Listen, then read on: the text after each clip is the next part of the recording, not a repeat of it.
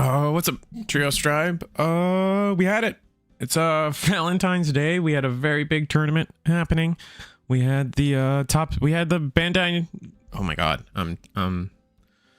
What a exhausting weekend. We had Bandai Card Fest where they were hosting the Digimon TCG BT24 NA National Championship. I think we had like something like 211 players. We had an LCQ where a bunch of people, 30, I think it was like what, top 32 got in. What a blast of a weekend. What a wild weekend. Also, the light is so bright in my face. Oh, man, there's probably some YAP that's gonna have to happen eventually. I did a thank you video to the community, but that still leaves me with here to celebrate the players that were able to achieve what they achieved. So I mean, I think I'm just gonna focus on that. Technically, I'm live streaming this just so people could see. In the background, I'm going to try to not look at chat while I do this. Sometimes chat can be helpful though, so just wanted to be able to yap with everybody after. So I'm going to go and we're just going to get into it. This is the first event of BT24. I don't think any other region has their nationals format in this set. I think this is literally the only premier event running BT24 because EX11 is already out. So it's just kind of, it's such a pocket format, which is so sad because like I think there's a lot of room to adapt and evolve still. Like I know the big, like you're looking at the pie chart, obviously Hudimon still claiming 6 slots, very powerful deck, but we're gonna break it down. We got a couple people here. We got a couple people here. Like we got 4 TS. I'm naming it TS12 just because like I don't really want to. I know there's like, I think everyone in the top 16 kind of had the same formula in terms of what we're talking about a TS12 Olympus 12 deck would be. I know there's variants of like maybe more yellow focused or more Neptune and blue focused with like Divermons and Sharkmons. Those exist. But I think it's easier to like, there was nobody in the top 16 that was like, out of these 4, there was no one in the top 16 that was just like, that's definitely a different one. There is one in the top 16 where they used a different middle end, and that was really interesting. And we're going to talk about that. Bartho out of Miami, we'll definitely talk about that list. Probably the most unique out of them. We'll get there though. One Medusa actually got 2nd place. The finals was so fun to watch, front row. I got to see that with a bunch of homies and get to see everybody perform on stage. That was really great. One Rocks, Ben, congratulations. Ben, I always tell people that I wait. I don't rush this video out, right? And that's a lot. Some of that is because I want the people, like if you're a YouTuber or somebody out there, and I want you to get your video out first, but there's only so much time I can give people. Ben usually takes like a couple weeks to a month to release their video, mostly because like, you know, quality, like, you know, it's the sacrifice he makes for some of the skits and the quality he tries to put out in the video. So whenever his video goes live, I'll link it here. But DigiSean37 is our one Mastamon player in the top 16. I linked his video right here. That came out earlier this morning. One Jessmon player, and then Antics. We got a TS Jupitermon, which I think is fair to separate it from the other ones because this is very clearly a different list and just thought process entirely. Antics was able to get an interview with the guy, so Antics' video will be linked right here.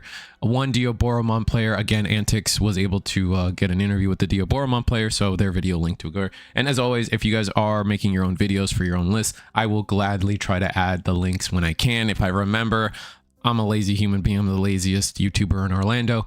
So you guys know how it can be. February 14th, my wife was very happy that I wasn't home on Thanksgiving, Jesus Christ, on Valentine's Day, but luckily she let me go. So hype. I think this is the right number. I think it's 111 players. I'm sure someone can correct me and I'll just fix the site. I know for a fact it was 8 rounds, so it's either it's either 256. It's somewhere between 124 and then 256, right? Like that's how you get 8 rounds. So it's an 8-round tournament. I just put it 111, I think is what I heard on passing.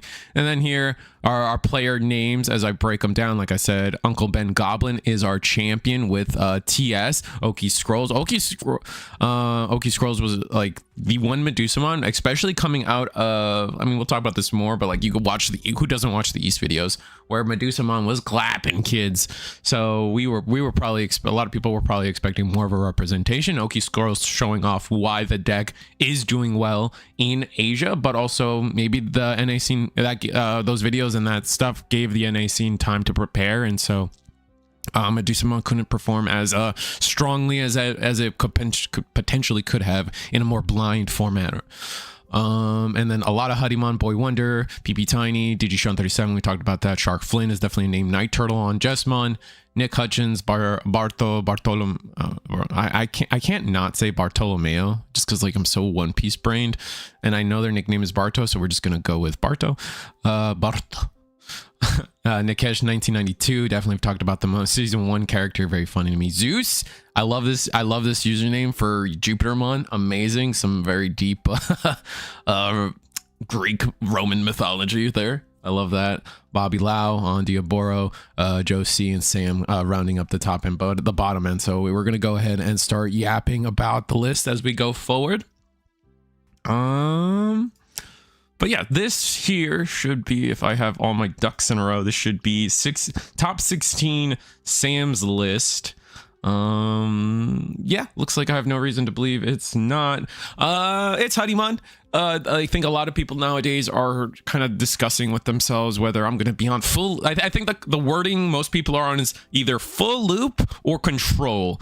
And Sam definitely taking the full loop method here, actually adding one Digilab, which Digilab I think is an interesting card. It's not a card we've gotten to talk about here in any top 16 videos before. I mean, it's relatively new. It just came out with Time Stranger, right? So it's in the promo pack, right? So just a really, like, it's like a cool boy, right? It's, or an analog youth, 2 memory, get a quick little draw, and then suddenly you can loop if you need to gain 2 memory. Just another way to loop that doesn't require you to have you know, the Palmon, the Terriermon, and obviously we're very heavy into the loop.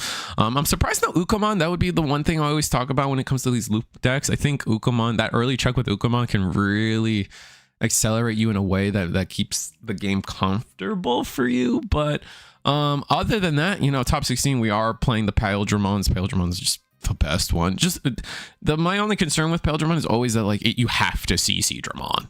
Like, it's got to be, it's either Seadramon plus Kabuteri or Huddy, and if you like it like narrow, I guess Andromon. No, I guess it's not. Only 5 green targets versus the 8 blue targets. It just, there is some awkwardness there for sure. At least in my eyes, there's a little bit of awkwardness, and then the Kabuteri doesn't really play nice with Shakao. But we get there. Obviously they got there, top 16. Congratulations to them. The HPD, a standard in green high roll strategy. The win rate 60% is always an interesting one to me as well. I think this is getting more and more popular. Lets you digivolve. I think this is one of those things where probably just like, Huddymon's so expensive to digivolve into, so just being able to make your Huddymon evolution normal, right, for a champion anyway, 2 memory, so for 2 you reduce it by 4, like, definitely. And there's probably some like high roll scenario or some like desperate scenarios where like you're just gonna use it to raw digivolve into just Kaomon, Teacup Man himself. So I get it. I like the card. It's a one-of. It's a good one-of, and it's one of those one-ofs that, like, if it's in security, it comes to your hand, so you're chilling. Anyway, congratulations to Sam, top 16, an amazing achievement. And then we're like, let's move on to the next top 16. We got this should be Joe C. Joe C on what I'm calling TS12. It's hard to pick out which level 6 is like the main focal point. You'll see on the pie chart that Dan and Kanan is the pie chart picture, just because that was the one. It was either that or Homeros. And I don't like how Homeros is dressed. It creeps me out. So we're doing Dan and Kanan. Yeah, it didn't feel right to pick a single one of the Olympic. I guess you could. It doesn't no. I mean, you could do Sylphie, but some of them aren't even running Sylphie. Garu? I think Garu maybe Garu. I don't know, putting a level 4 that isn't like a nah. I like what I did. But anyway, this is going to be Joe C's TS12 list. And this is what we're going to see. This is some of our first chances to talk about it on the channel. I'm sure we've seen some of these lists float around on the East videos, but the general idea, if you guys are kind of new to all of this, is that definitely we're using 4 Elecmon, 4 Agio, 4 Garu, and then Gato. We're using a lot of that like central town searching bottom end, the commons and uncommons. Agio's a super, I know, but the idea is Sylphimon is a disgusting card. The general idea is Sylphimon's a disgusting card. Being able to DNA and give the stack sec +1 when a lot of your level 6s can unsuspend and attack again and attack again and attack again. So you just completely clear a security. And then on top of that, Dan and Yuki giving you an end of turn attack as well really is just kind of cool. And then you are off the back of Homeroses and just level 6s. All your level 6s can have certain conditions to just hard drop them for 7. Abyss Sanctuary, there's just so much happening in this like little bottom end between like your 6s. Like honestly, most like there's 2 halves of the deck. There's the I'm gonna kill you with the Sylphimon shenanigans because Garu for jamming. Oh god, it's just I'm getting sidetracked, but like even fitting the 1 Crimson Blaze because Medusamon or Huddy, right? These tamers are wild. The Asuna and the Hiroko are insane. Being able to start a turn play. There's definitely a world where the most high roll situation we've seen with this deck is definitely like you have these tamers out and then you just DNA into Sylphie and attack before unsuspend phase. So then you unsuspend and get 2 more checks. It's it's wild, man. But with that said, the general premise is, yeah, you're gonna promote the Garumon swing. You have jamming, so relatively safe most of the time, right? Then you hard play Agio hard play, or find a way to get Agio on board, maybe digivolve it, something. Agio is gonna help you get your Homeroses and Kanons, the Dan and Yuki's down. I always say Dan and Yuki. It's Dan and Kanon. It's just weird.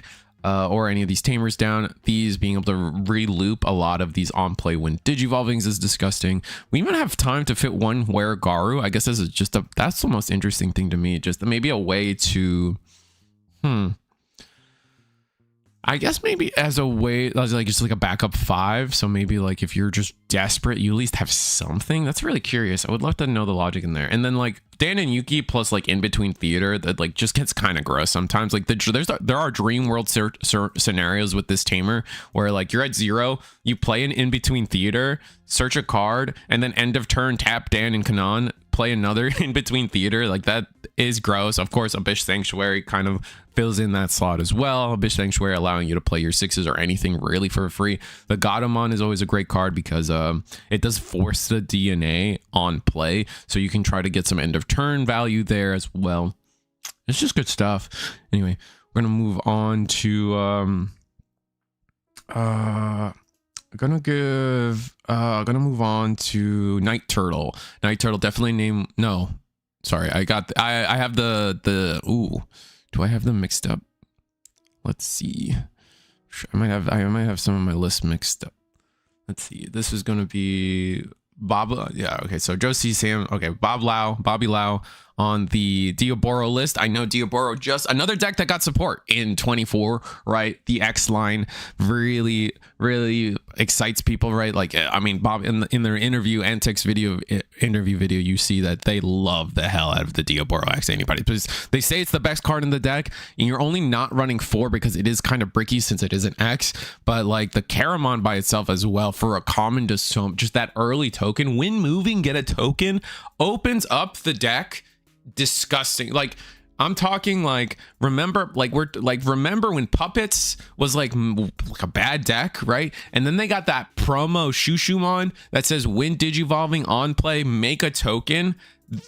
That just completely solved the deck, right? I was suddenly like, oh, I can go into my 5, do this, do that. It's the same thing with this Caramon. The Caramon just allows you to do just that token when moving and when digivolving, but you get the point. Just opens up all the lines for your, I mean, when digivolving. No, I don't think he was running any of the yeah, any of the level 4s that delete, we weren't running. We were purely running the level 4s that let you play your errata, the good old original one from BT5, gaining infinite memory, not infinite memory, but you know what I mean.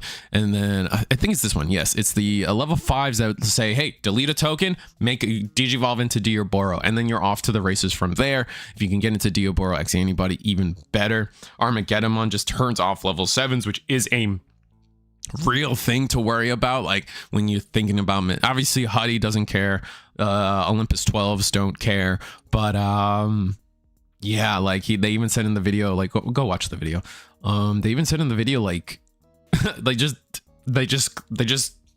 curb stomped an Omnimon. So there's just some decks that just can't win against this card. So definitely like a free win. Parabolic Junk showing us, especially Parabolic Junk's kind of disgusting when we're talking about tokens, right? And deleting them, or you can do it defensively and put it on your own guy and then they can't pop it without losing memory.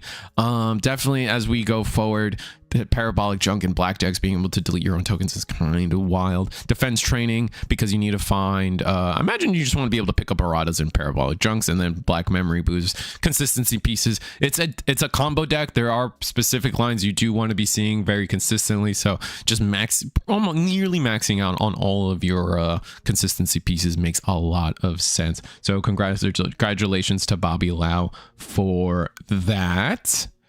I need to find my page here on this side I had for my top 16. I don't have it. Oh, I closed it. I closed the wrong one. All right, whatever. I have the right names on the other side, so I'll show you guys those. Then we're gonna move on to our next top 16 player, and this is gonna be Zeus on Jupitermon.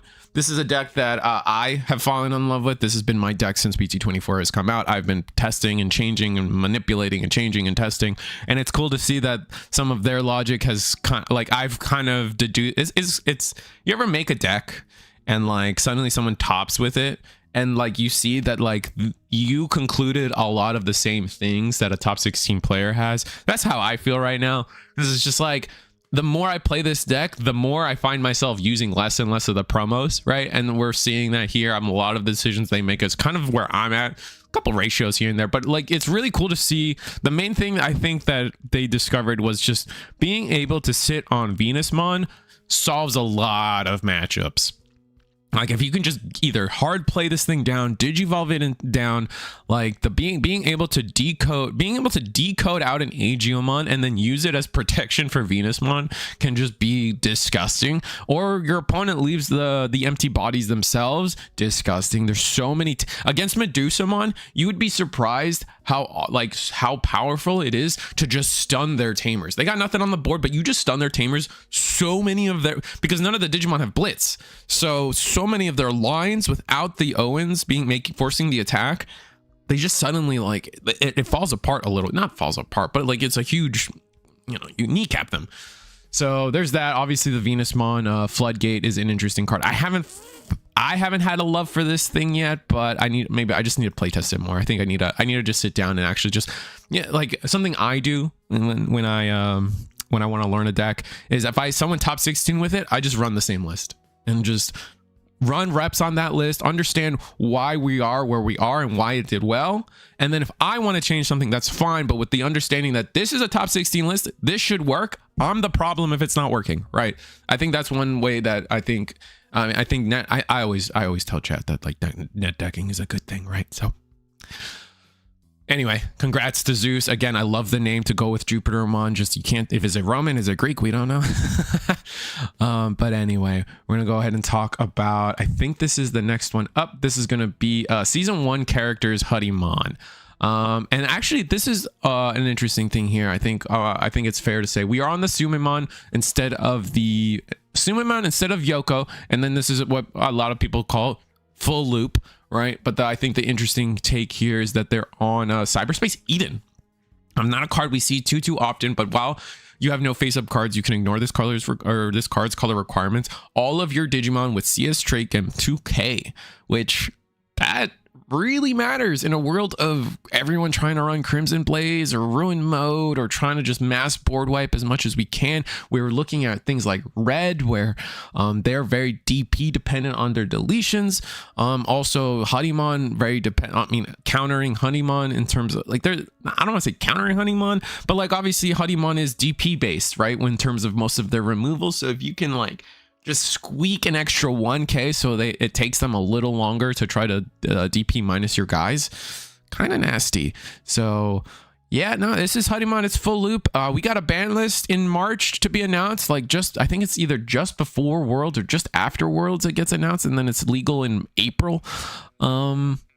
Yeah, man, I know I've downplayed the crimes of Honeyman really well, but I mean, at this point, it's it's topping 4, 5, 6 of the topping slots every time. It's not winning. It hasn't won NA. So my anti-Huddy agenda is still going strong, but I get it. Like at the end of the day, like I use this example as like, well, if Melgot got hit for winning one tournament, not even like just one tournament, I could see something like Hidden Potential getting hit or like an easy hit somewhere there. I know there's a lot of people that like, oh, just pair ban the CS rookies with the Huddy on or Chitose to one. There's a lot of little things that they could do that would probably like curb stomp this deck out of the format.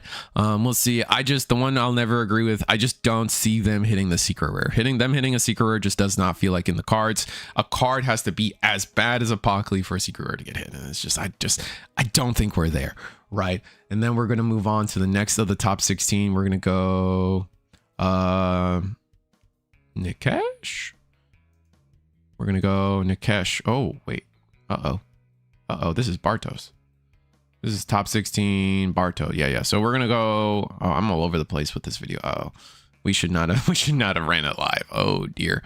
1, 2, 3, 4, 5, 6. 1, 2, 3, 4, 5, 6. Yeah, I think I got it backwards. So we'll see what I can do. No, I got it. No, we're good. No, we're good. I'm jumping around too much. Okay. Got it. So this should be Nikesh. The last one. So we had season 1 character, and now we're talking about Nikesh.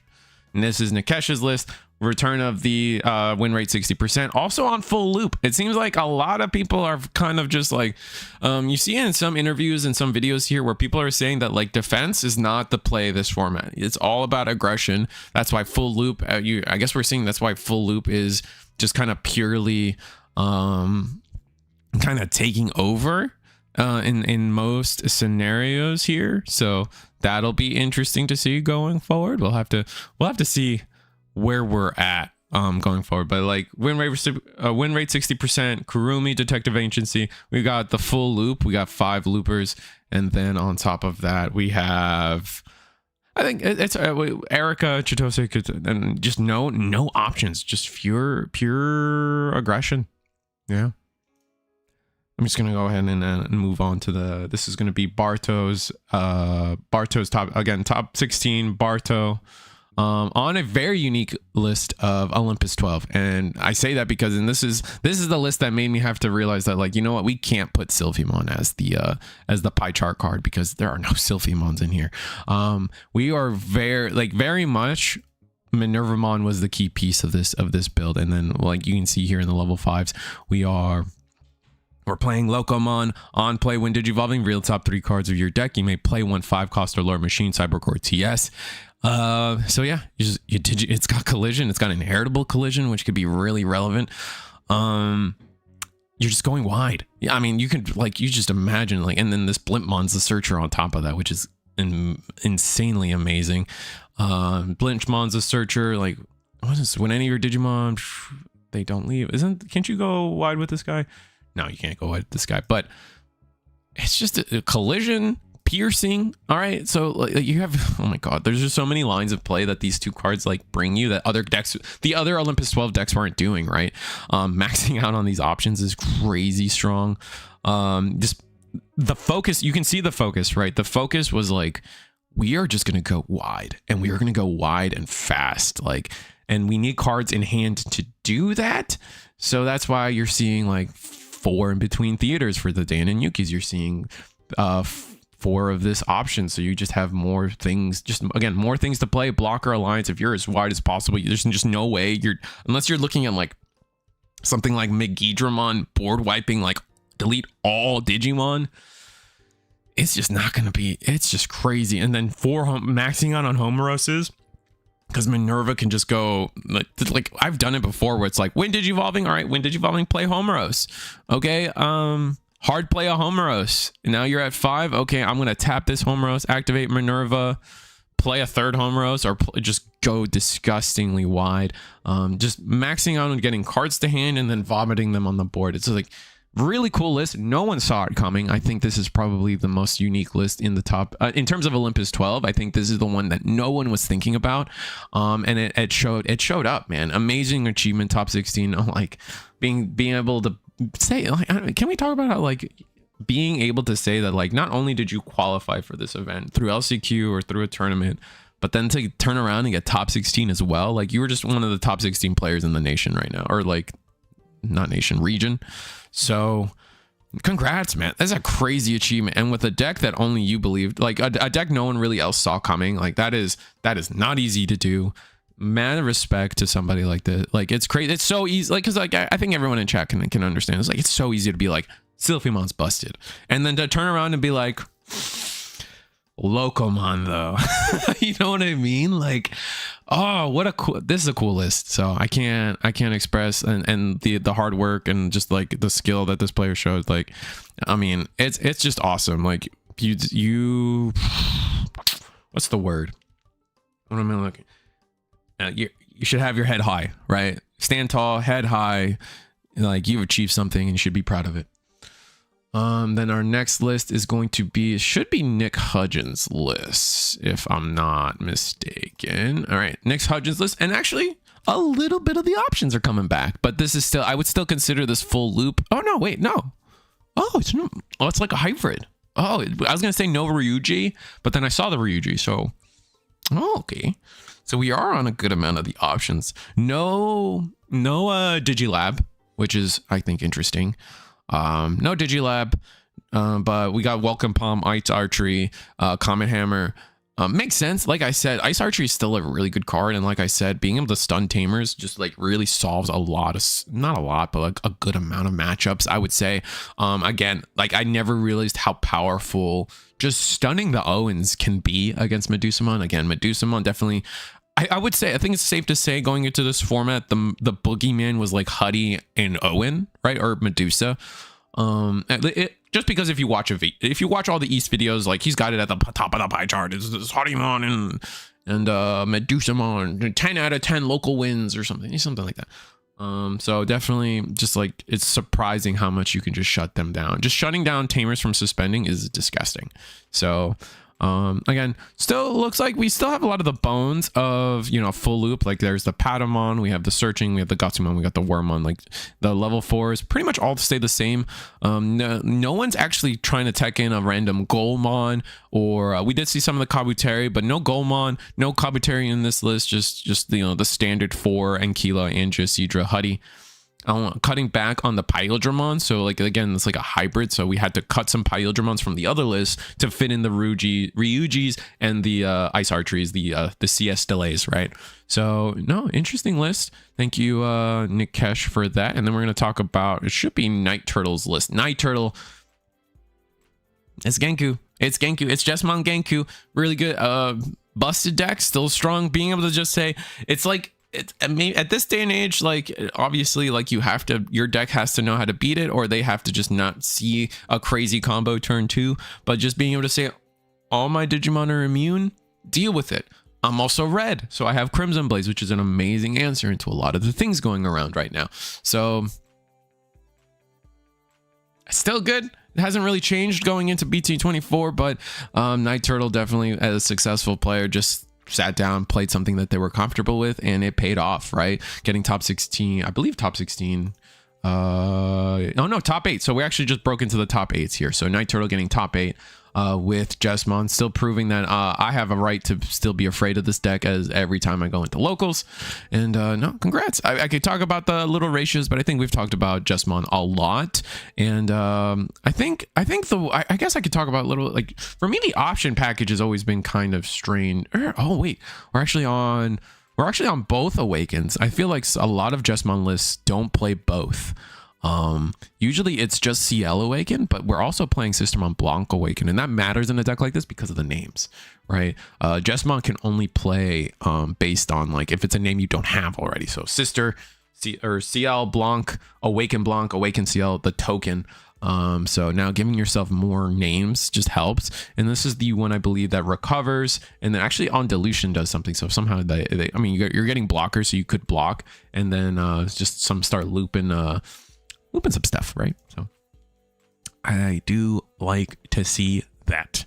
Playing one of the OG GX and then 2 of the aces. It's probably what makes this deck so, to me, this is the part that makes the deck so nasty. It's just being able to be like, all my Digimon are immune, and if you attack to try to do some shenanigans, I'm gonna ace you. So there is always going to be that. Maxing on them from Master Disciples. I thought the deck would want more Sistermon training gyms, but I guess we just had to kind of move away from that. And playing Koromon Egg, still the best red egg generically in the game. From there, we're going to go on to top 8 Shark Flynn's list. So going to be another Olympus 12 list, but this is something you guys are going to see as we go up the ranks in the top 8 here. Chimeramon being an extra piece, an extra DNA. We don't have to care about the colors. It's going to be any 2 of our 4s can do it, and then we can suck up Digimon to get more colors and do the thing. Anything that can just slop out level 4s like this, Chimeramon has always got a place in it, being as generic as it is. But beyond that, I definitely think this is heading towards a more most people consider a traditional Olympus 12. Like, we're maxing on Hiroko.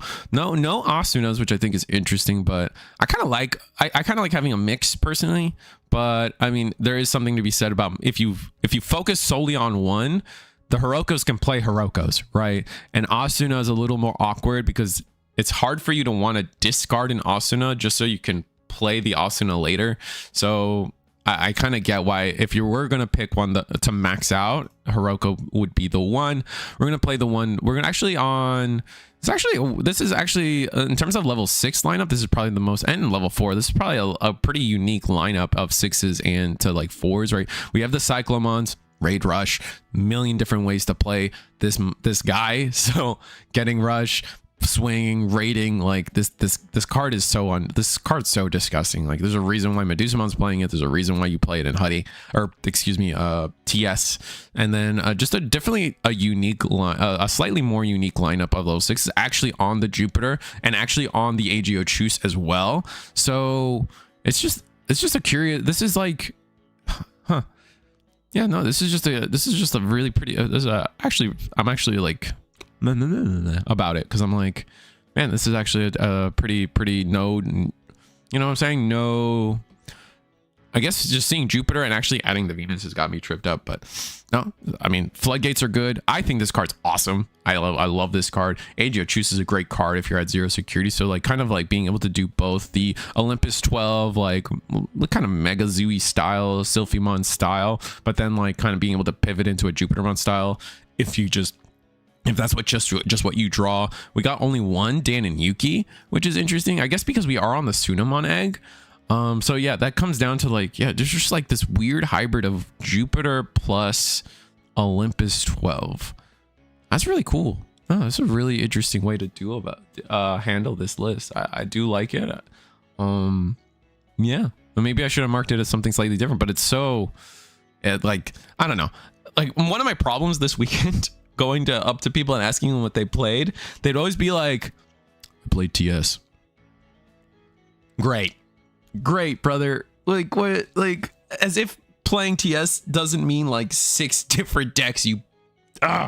Anyway, it was a fun joke I had. But anyway, congrats Shark Flynn on doing so well with what I consider, what I'm now like kind of flabbergasted about, being like a pretty unique list. So congrats to you on that. Then we get to talk about DigiSean37, friend of the channel. Got to talk to them a little bit. They got a video about their list. It's Mastamon, pure Mastamon, not CS Mastamon. It is just good old angels and devils digivolving into a big chaos angel thing. I'm sure you guys can get a lot more insight as to how DigiSean prepared their list. Watch their video. It's linked in the. It's going to be linked on the site, as well as just Google DigiSean37. But some of the things he'll point out, I think the biggest thing to talk about in the list, I think we've seen enough Mastamon. The 3-3-3 Mirai split, I think, is pretty conventional. Some of the maxing out on this CS, Andrew Woman Lady Divimon is also a mainstay at this point. Adding the Repamon is definitely something that also, like, we see a lot of, is just a great pivot piece for the deck, playing the floodgates that they thought were the most relevant. If anything, I think they believed that they might have wanted to cut the Tapirmon, I think is what they were saying. Cut Tapirmon, return to like the end of turn DNA Salamon inheritable. We got Godemons, duh. But the biggest tech I think DigiSean37 had was definitely playing this Mummymon, just having a way to delete something, right? Or Digivolve something. Digivolve is so powerful into so many random decks, like, you know, like honestly Medusamon, right? Styraco, Styrofoam, whatever you want to call it, being able to digivolve it during your turn or during your combos, and try to get rid of a lot of the annoyances that it causes is valuable. So, and that goes for other decks as well, Dioboro or anything just trying to sit on a monster that's a full stack, and you just get rid of that top piece and suddenly they just can't play the game they wanted to. Kind of nasty. So congrats DigiSean37 to that. Then we're going to move on to our last of the top 8, which is going to be another Hudimon, PP Tiny. We see Digilab. We see win rate 60%. Definitely. Oh, we got Tropical Venom. Okay, look at you, brother. Tropical Venom. All right, I see you. We're trying to put this on the ban list. All right, I got you. All right, the March. Anyway, activate main event. One of your opponent's Digimon gains on deletion, lose 2 memory. You got a plenty of green. It's going to come up. Getting random memory is going to be good. We got the Blinding Ray. We got the Grav Crush. We didn't play Ice Wall, but I guess we just want 2 memory. Okay. No, I'm joking. But it looks like we are on a even more aggressive loop variant, right? Only Gotsomon from the Huddy selection of rookies, playing maxed out Terriermon, maxed out Palmon. We're playing Yokomon. We're playing the very standard trimmed down line of 4s, not adding an extra 4 anyway. No Kabuteris, no Golemons, Shakomon, and then Paildramon, no Ryujis, and then maxing out on Karuni Detective Energies. Interesting. And then Digilab as well. So we want to loop so bad. We have 8-10 ways to loop when you think about it. That is nasty. Win rate 60% again for the Hudimon evolution. Hidden potential. We just have so many, so we're just playing so many free sources of memory. Hopefully, I think that, I guess the biggest thing is, like, can we get the draws out? And I guess if we're maxing out on Angemons, we can get the draws to get into a lot of these other things. And then only 2 tamers, Chitose, Yugo, just full loop again. Like in these other decks, you're saying the Kitsuke's and the girl Erica fill in some of these slots, but no, not here. We're just going pure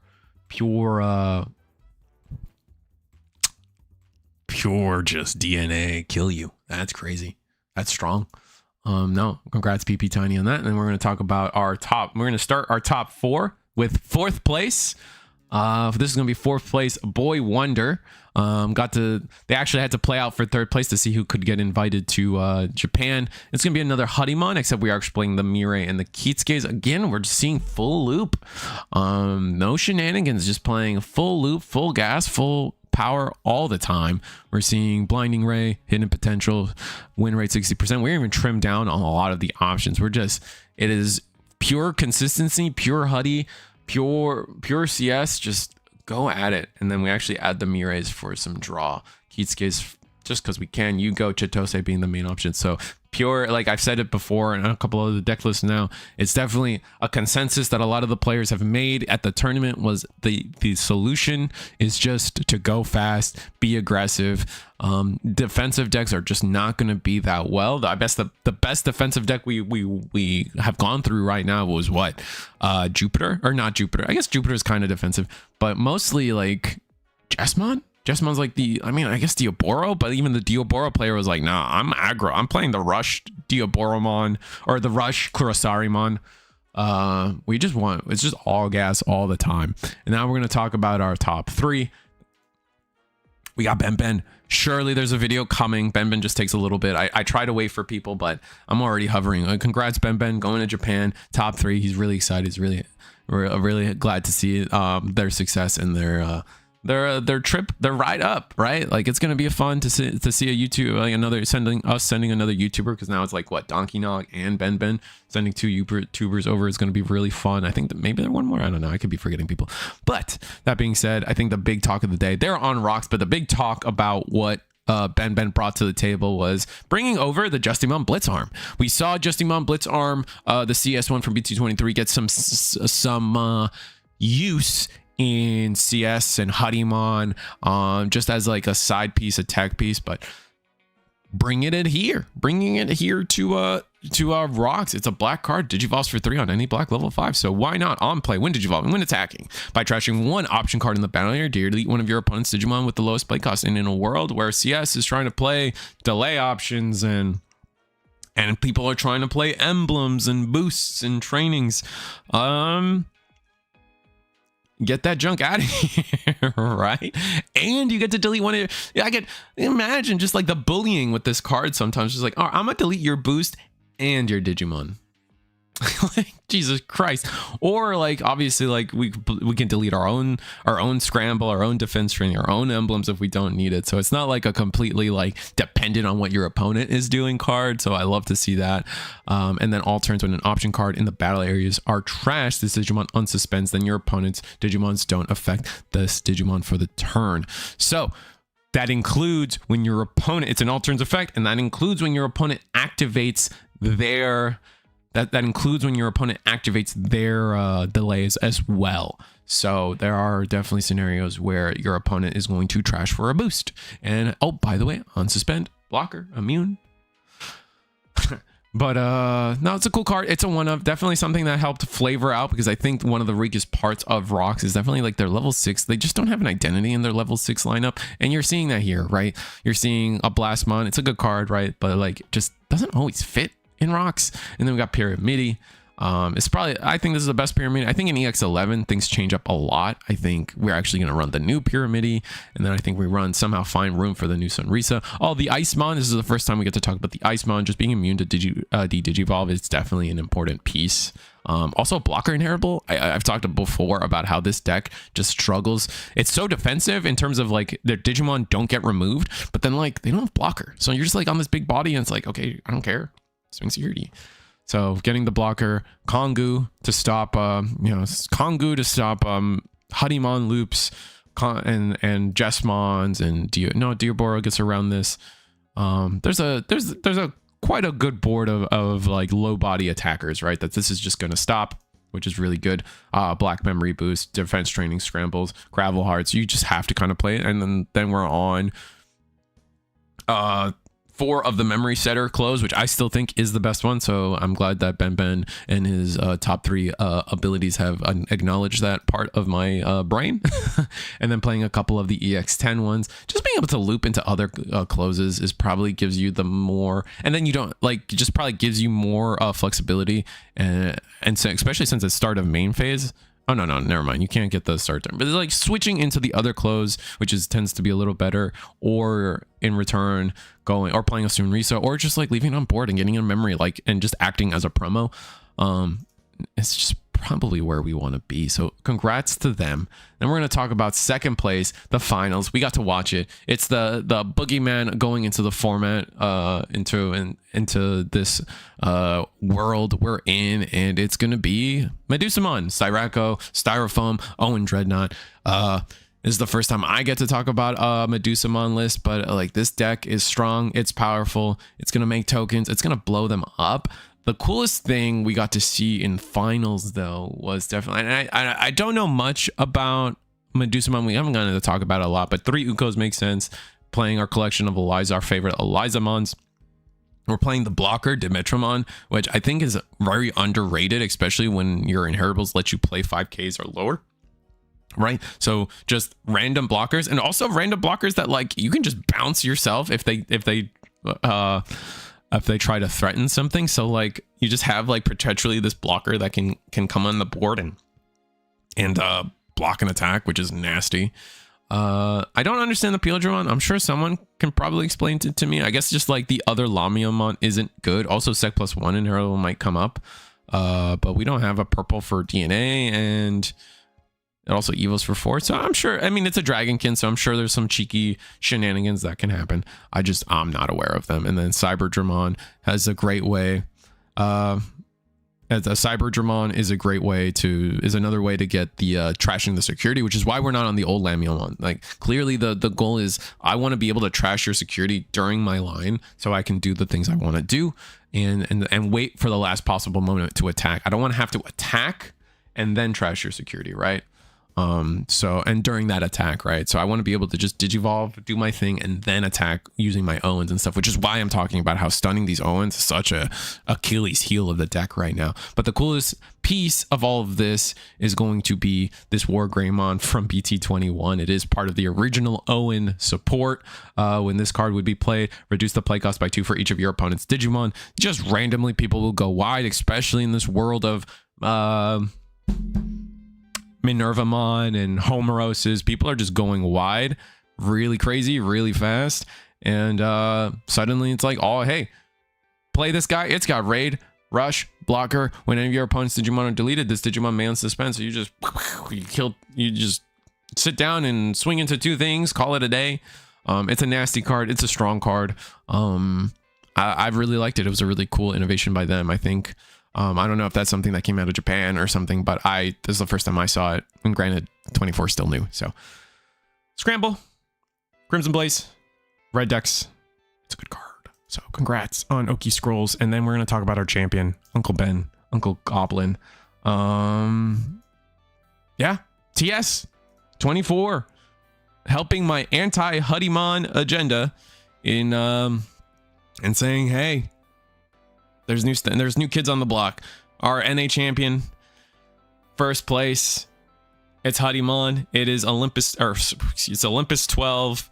We're playing both versions of Venus. We're playing Neptune. We're playing Minerva. We're playing Maruki. It is Sylphimon. We have a Cyclomon in there. We got Agio. We got Godamon. We got Garuru. A lot of the top end, a lot of this lower end, you are going to feel like it is kind of standard. But on top of that, we are playing the 2 Hiroko, the 2 Asuna, the Dan and Yuki, the Dan and Kanan, 3 Homeros is just a mainstay. Cutting back on the Abyss Sanctuaries, which I thought was a really strong piece for a lot of these players going into this top 16. But the fact that they only played 1 is crazy to me. Maybe that's crazy to me, but it is what it is. It worked for them, right? Because that gave us room to fit in Sonic Shot and Tidal Stream. And something that I've been playing with a lot in the CS deck is like you have this toolbox of a deck and of an archetype. You really want to try to see if you can mix up your removal. So I'm going to DP minus you. I'm going to bottom deck you. I'm going to bounce you. I'm going to delete you. I'm going to crash into you. I'm going to DP minus you. So like just getting as much, like just getting a plethora of that stuff as you can just makes sense. And I think the fact that they link as well, so you can continuously get more removal potentially, I like it. Like Sonic Shot, I think again, Sonic Shot's got that tamer control that I think goes underrated as well. So yeah, I mean, I think that's Nats. That's our champion. EggmanEvents.com, Uncle Ben Goblin. It's a cool list, man. I think Olympus 12 is going to be fun. We'll see going into EX11 how the world changes.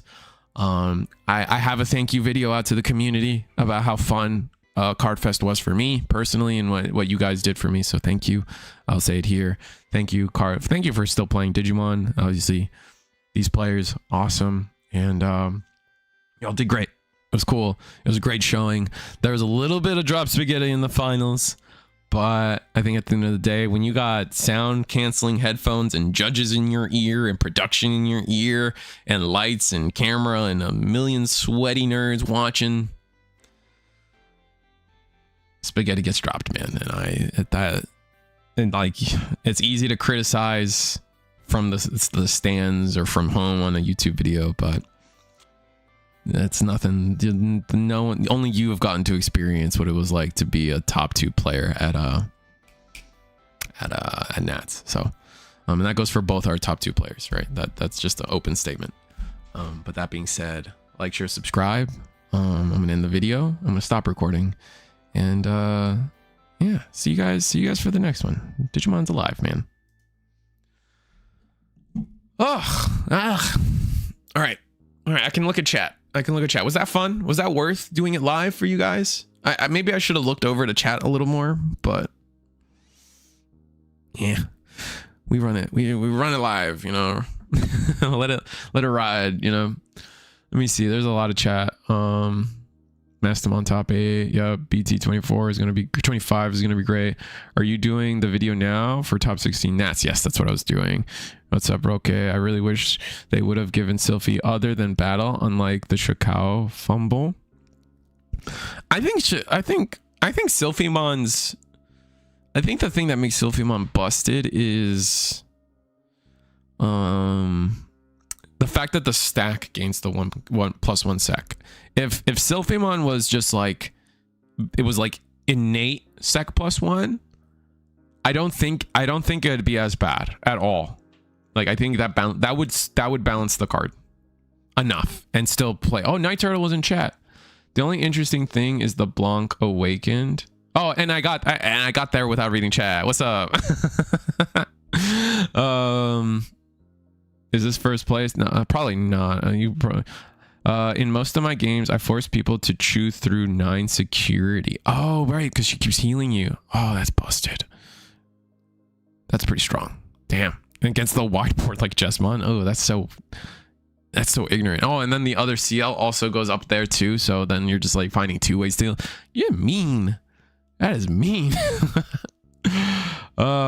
Plus during Nats, BT12 21 Lamia isn't good until EX11 support. Oh, okay. That's good to know. I haven't followed Medusumon stuff. I kind of wanted to go into this. I didn't play, right? Coaches don't play. So I was just like, East has got his video saying Medusamon's strong. We'll see what happens. All of the ones. Sheesh. But yeah. Probably gonna try to upload that video and then slowly do what we got.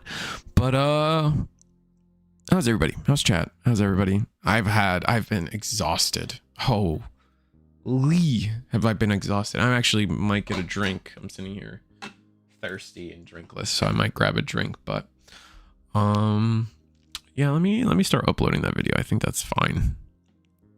Maybe I should have interacted with chat more when I did the YAP, but yeah, like getting Night Turtle's input directly would have been kind of cool, right? So it's hard to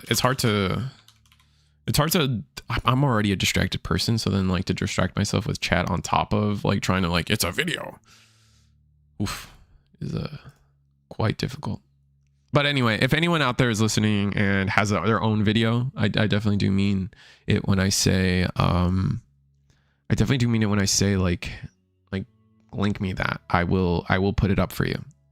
I do try to wait. The only person I can't wait for is Ben because I know Ben he's gonna take a couple, like traditionally Ben takes like a couple weeks or a month to upload their video. So, and that's obviously for the sake of quality. So I'm not gonna. That's not me hating. That's just me. I'm sorry, brother. I just can't wait at some point. Oh, where is this video? This one. Okay. All right. It's going to get uploaded and we'll see what happens from there. Anyway. EX11. It's already on DCGO, which is fun. Right? It's already up on DCGO. I don't even know. Like see, my problem is I don't like liberators as characters. Like I'm not, the decks are cool. They're fun and playable and stuff, but played a little bit against Zephagamon. The fact that like their boss monster is crazy, but the fact that they go wide on top of that, I was like, holy, really? That's nuts. I think that's the only one I played against. I haven't played against like slightly upgraded Medusa. I haven't played against slightly upgraded rocks. The problem, I didn't say it in the video, but rocks has a level 5 crisis. Like, and you saw it, like they're playing been playing Gogmamon, which is a good, like, it's really good card, but it's not a liberator, and it doesn't play nice with the rest of the deck, right? Or with the new stuff, right? With like Emblem and Magnetic Dramon go from level 5 and stuff like that. So I was really hoping they'd get a level 5 in this in EX11, but they did not. Zafagamon's crazy. I haven't played against any puppets stuff. I played a little bit against the Ice Snow mom deck, Ice Mom deck, and wasn't really impressed. I've played against no, I haven't played against I just have, to be fair, it just came out and I haven't had time. But I definitely have played, a lot of people are on Zafagamon, so that's going to be an interesting situation. But how's everybody? Who went? Anyone out there actually went? I know obviously Night Turtle went. What's up, Radical Riot? How you doing? If I didn't see you, I'm sorry. Like, I was just all over the place all day, every day. It was nasty. In a good way. Like, I was just all over the place. I was hanging out with so many different people. I didn't really get to talk to like I didn't really get to hang out with the players at all, right? Because like the players get locked behind that wall or whatever. And I don't have a competitor badge, so I can't go back there. It wasn't until like the end of the Digimon tournament on Saturday that I finally felt comfortable saying, hey, let me grab your badge and let me go yap with some people. And like I got to see the Eagle's Nest crew. That was really fun. I took a picture with the Eagle's Nest crew, and got to see so many people. What's up, Brian? I just got to see a ton of people, man. And that's honestly, like, obviously, like LCQ was a shit show for a lot of people on the wait list, and stores, the store line was a shit show for a lot of people on the wait list, and the Gundam merch was a shit show for a lot of people on the wait list. Like, you know, like there is still so much wrong with like how this works out as I honestly don't know why you would go general. If you're not a YouTuber, I don't know why you would go for general entry unless you were like the boyfriend or girlfriend of a player, right? Like, I genuinely, like, I guess it's free, but like to fly, like I would never fly out. Like if I wasn't a YouTuber, I would just never fly out to something like this just for the sake of, I don't know, it's tough. I hope a Genku X ban. Oh, damn, if Night Turtle is saying that, that's crazy. I guess we could talk about, yeah, I hold on. Ban, oh man. Yeah, I mean, we can talk about that a little bit, right? Like, what? All right, so March, when's the ban list? March 14th or something? I think it's March 14th. Yeah. So like ban list time, like what do we talk? Like what is, I can't even, this is going to be the first ban list I think we've ever had that's going to be like, well, what gets hit, man? Like, realistically speaking, I don't know. I don't know. Like, all right, we put Genku up there. Let's put him in the deck. This is kind of small. Let's see if I can.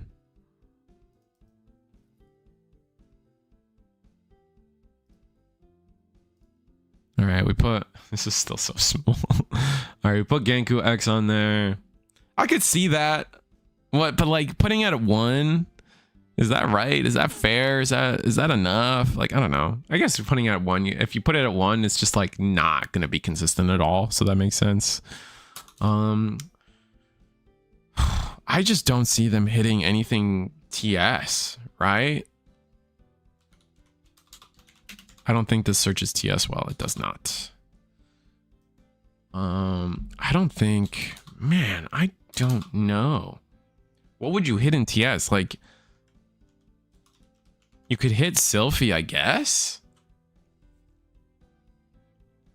Where are you? You can hit the Sylphimon, I guess, but like the deck's so new, and like we're already going into EX11 where it feels so different. Like it feels like it's gonna change. Like the viability of Sylphimon only goes down, I think. Too inconsistent at 1. I think they'll either do the ridiculous pair ban for Huddy or limit Shakao. No TS hits, 2 new IMO. Yeah. And if you were to hit something, it would have to be Sylphie. Like, let's like pretend. Like, I don't see you hitting any of the 4s. The Tamers, I don't think you hit either. It's got to be Sylphie. Sylphie's the busted card, right? Like Sylphie, like I know people are like, oh, the Tamer start of turn, blah, blah, blah. It's Sylphie. The fact that it gives the stack 1 sec, I think that's what's making the problem. But I could be dumb. Yeah, the CS Huddy definitely like. I think there's a conversation for Chitose, but I'm not a fan of that. There's just nothing I'm happy with. You can hit Chitose, you can hit the Shakao, or yeah, you do the pair ban. None of those feel good to me. None of those feel good. Nothing. The Shakao one. My thing with the Shakao one though is like they just pivot to like. Oh, they can't pivot because then they can't loop. Because you have to be a CS to loop. Huh. Interesting. I don't know. I guess maybe, yeah. I guess limit. You know what? All right, I'm sold. I'm sold. You know what? I'm sold. Jose, get out of here. I think it's the Shakao. The Shakao is everything. It just triggered in my brain. You have to be a CS to do the loop. I mean, yeah, if you see the one Shakao, like you probably can still win the game. You can from 5, you can win the game from one Shakao, I think. But just like in terms of consistency, it'll just kill the deck for a big tournament, which is fine. I have an idea, but it might be somewhat alone in the hill. I mean, go ahead, brother. This is what chat's all about. Yapping about what we can and can't do, man. You have to see one loop into Pale. Yeah, you'd have to loop into Pale, but it's gonna be the one of. Yeah, I kind of like it. I can see it. Yeah, it's a rare, so they're comfortable hitting it. I just don't think it's never gonna be Huddy. It's never gonna be Huddy. If they do Huddy, and I'm a monkey's uncle, I guess. I don't know. It's not a big. This isn't an argument. Like, okay, I was wrong. Sorry, chat.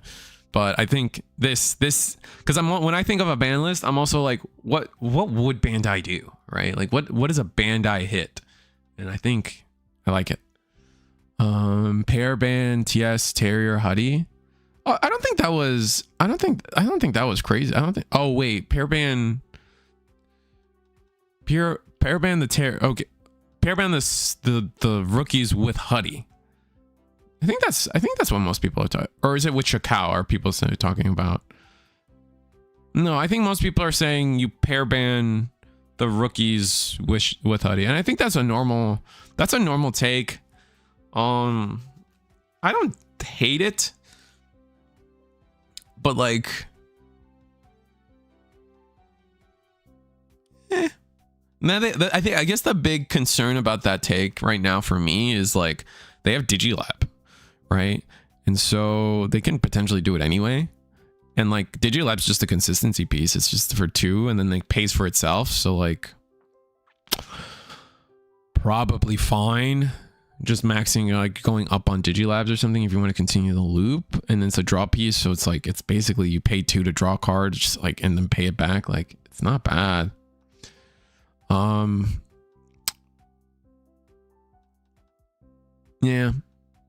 Yeah, I mean, it could probably work, and then they just go back to being like the control with options kind of thing. I see it. It's not. I think I still like the Shakao more, but like, I mean, what else is there? Royal Knights. Was it Holy Knight? No, it's Royal Knight. Oh, it's Royal Knight. Not Knights. I mean, I'm scared of Royal Knights because they're getting support. And isn't there like a secret emblem or something? Or was that fake? Was the emblem proven to be fake? Because Royal Knights, oh my god, Royal Knights getting its own EX set. I'm so like, oh my god. And they're getting new 6s. I guess I don't know if you run the Dynus or in terms of AD01, the reprint set. I don't know if Royal Knights is running.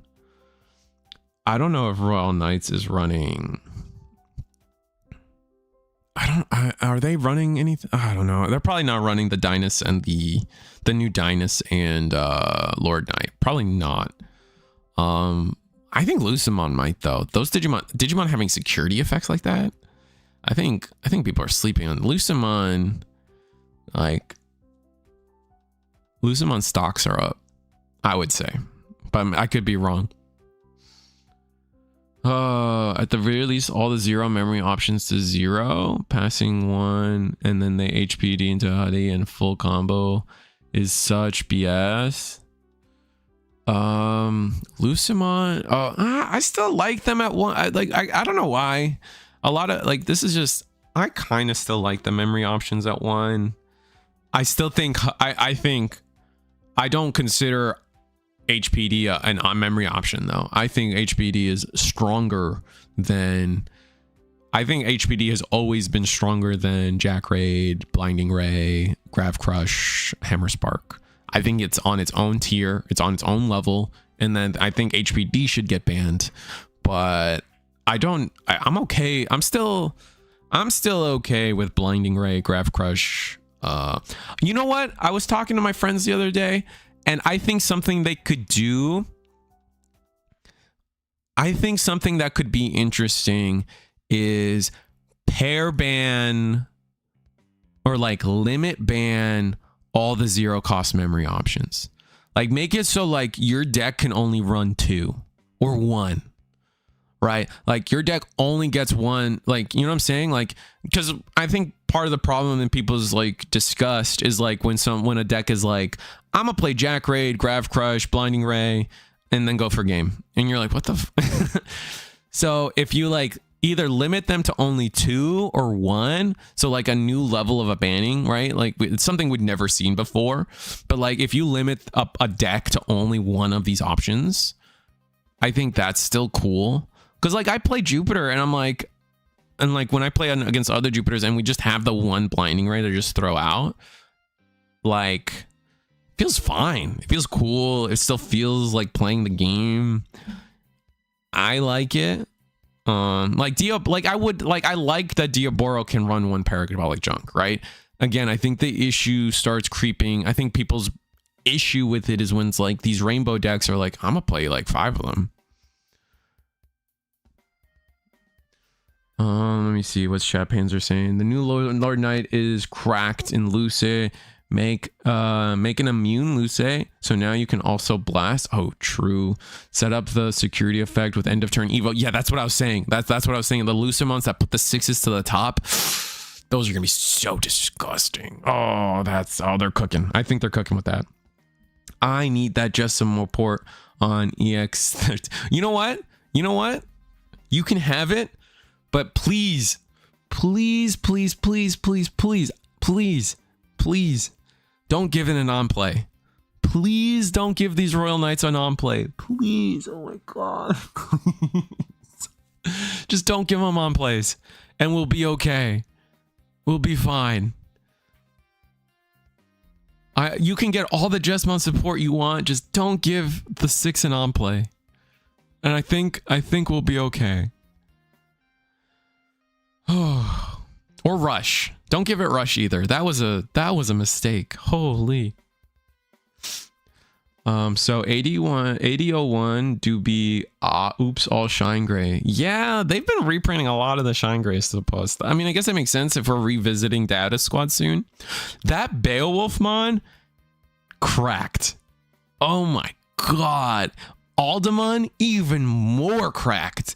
I'm still upset that the Beowulf mon is not blue, but I did say on stream multiple times that as long as they, with the Koji support, as long as they commit to Koji now being yellow and my future support still supports this current Koji and yellow, I'll accept it.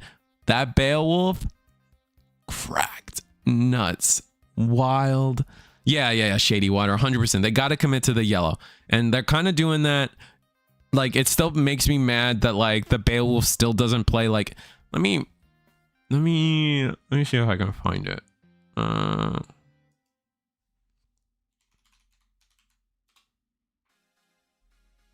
It's an AD, right? Dual Revolution? No, that's not Dual Revolution. That is the set. Here, I'm gonna show you guys now. Switch screens. Where is my guy? Yeah. Oh, he's a little off the screen. Can I? No, I can't. I can't like move it center frame. Oh, that's a little better. We'll use the altar. Anyway, the thing that it says it, you may play one yellow, black, or purple tamer with inheritable effect. It should have also included Koji. I think this part right here should have also said play a Koji in name. And I think that would have been fair. Because it still digivolves on a Koji, right? On its black box text, it still digivolves on a Koji with 2 or more. Although the older Kojis are just not gonna have this. I guess the older Kojis don't do this, but like still, right? There's just like there's that, but like the reason I complain is because Aldemon doesn't have that issue, right? Aldemon is just I get to play red, right? On trash. Then you may play one red tamer with inheritable, right? And I think that's not fair because like obviously every Takuya has been red, right? Every Takuya has been red, all their rookies have been red, so like it's just kind of not fair, in my opinion, that like Koji has to go through this identity shift, and like it's just not being supported as such, and like it's just like. The fact that Beowulf can't play all the Kojis in this game, I think is ridiculous. But that's just me. I like, again, as long as they commit to the Koji stuff being yellow, I'll be happy. This is still a good card, assuming that like we get more support and it's not just this. This pairs really well. I think that card pairs really well with where is it? It's a promo. You guys know what I'm trying to bring up. This guy. Let me see if I can get a different. So yeah, I'm covering it, but like the end of attack, place this card to the top and then unsuspend, so then you can swing again with jamming and then get the tamer down. I think there's a lot of value there. I think it's going to be interesting. The problem is that guy still evolves for 4. They just refuse to give us level 4. Like they still also ultra rare. We're gonna have to see how that affects our pull rates. I'm very interested in that.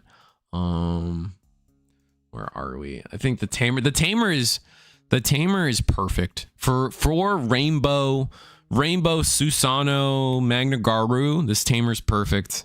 It's everything the deck needed except for rookies. The deck still needs rookies. I'm gonna complain about that every time I can. The deck still needs rookies, and yellow rookies specifically. It's perfect. The tamer is it's people have been calling it a custom card because it's literally like if I sat down, like I probably would have if I sat down and made a tamer for Rainbow Magna Garu, this is pretty close to what I would want, right? Like just the fact that it counts as JP, Koji, and Koichi solves so many issues.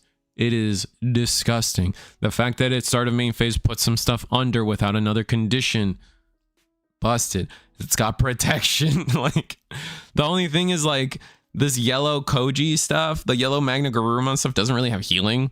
Like we're in this world where like yellow wants to trash its security due to effects, but then in compensation they still get to heal. There is no healing in Magna Gar other than that promo, I guess, that I showed you guys. There's not a lot of healing in I guess Magna Gar takes a source and puts it up. But you get my point.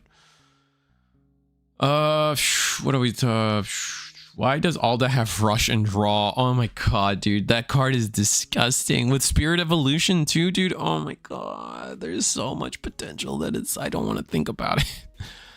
Oh my god, it hurts its legacy support in the long run. Yeah, exactly. Sagittarius best friend. Oh, I see what you're saying. Sagittarius is best friend. Yeah. Magnagaru. Yeah, I know what you're talking about, because this card for whatever reason is like a really there's just no good way like to show it on screen. But I know what you mean though. Like this card is just really good into like that Sagittarius, just like for whatever reason, plus this was just like busted. Very funny card. Still evos for 4 for some reason. Was it? Let me reread Spirit Evolution. Main by trashing 1 carbon fiber from your hand, draw 2. Not bad. When it's for 3 though, but you draw 2. And now both decks can use stuff from trash and hand. That is another big thing. When any of your tamers with inheritable effects are played, delay. One of your tamers may digivolve. Oh my god, and it puts it under itself. Chat, no. Chat, no way. Chat. Like, what? You swing like, you can do something stupid like swing ancient, right? Die, because that's what ancients do. Play the triple tamer. The triple tamer on play puts 2 sources under to gain 2 memory. Whatever, I don't care. Let's say you pass them to 10. I don't care. Pass them, like, puts the 2 under, so then you can use this card to digivolve into Alda? Am I reading this right? When one of your Digimon may digivolve into hybrid and trait, and the black box text lets you do. Oh my god. It's not fair. It's not fair, chat. Why does red get it all? Bullshit. Oh my god, that is so bad. That's so busted. That's so busted. All right, well. Dual Revolution. Oh yeah, this is where the ultra rare. I'm interested in the Junomon. I don't know if we've talked about it, but I think Junomon's going to be interesting for Olympus 12. That'll be fun. I wonder if we're going to get Heretic mode. Also, this one confirms that Junomon's just by itself, which I thought was weird. We'll see though. And then I don't know. Like what else? They didn't announce anything Shambhala. They Susanoo being on the pack. Oh my god, chat. Susanomon being on the pack for Shambhala. You can't make Susanoo without Magnagurumon, right? Surely you can't make Susanoo without Magnagaru, right? Like, surely? It's not gonna be. Don't say that. Why would you say that? Oh, and people will say I'm wilding for hating red hybrid on principle. Why would you say that? They made Omni without Melga and Wargrey. Did they? When did they do that? You mean like early Digimon? BT13? Oh, true. You think they're gonna do a slop deck? Like do you think this is gonna be a Megazoo deck?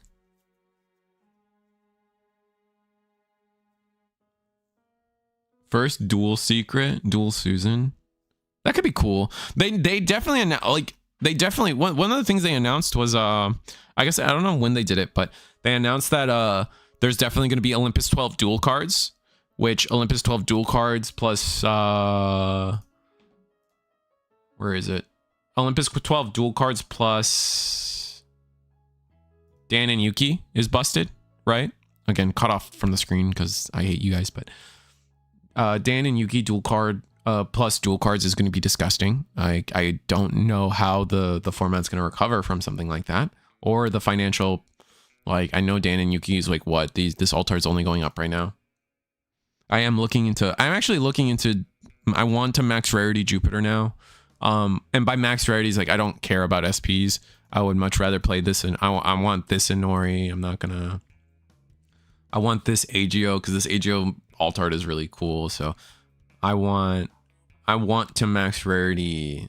I want to max rarity Jupiter. It's gonna be a slow process, because there's a lot of expensive cards. Like this Asuna is really expensive. Jupiter is expensive. It's going down though, because it's just not the favored Olympus. Homeros is actually pretty close in price to base Homeros.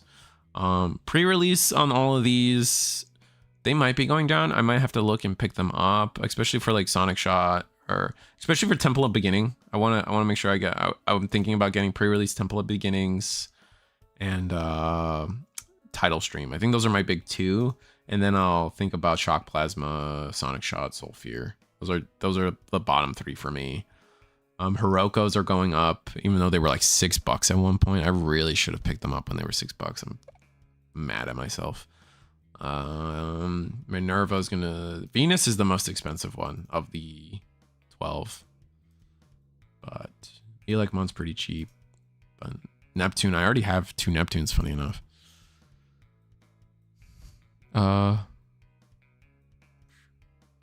You have 3 spare Altar Agios. I'm glad I picked up all those cards early. Yeah, that was smart. I just didn't want to, like, again, like, I'm not like, I don't have a full-time job. And so, like, I'm pretty reserved with my money. And I wanted to make sure I liked Jupiter before diving in. And I think I finally confirmed that, like, you know what? I do like the deck, and I should try to pick everything up slowly but surely. I also didn't know what I was playing. Like, I didn't know how the ratios were going to end up. I'm not going to buy like a play set of every single Olympus 12 just in case. Like, that's so gratuitous. That's so just fat. I don't know. That's so like obtuse. I don't know what word I'm looking for. It was like obscene. I think, like, you know, like when you eat too much food, like it's just very grotesque, but like gluttonous, or I don't know what word I'm looking for, but getting this age, this guy's actually kind of cheap. It should be pretty easy to pick up, actually. I've only seen the only SP I've seen and kind of want is the Pyramidi manga. I feel like we need, all right, chat, like, hear me out here. Should we keep calling them manga rares, even though they're not as rare as manga rares? So then scalpers come into our game and like buy everything up and start ripping product like crazy, looking for manga rares. What do you guys think? Very pretty though. The manga rares are very, very pretty though. I'm kind of in love with them.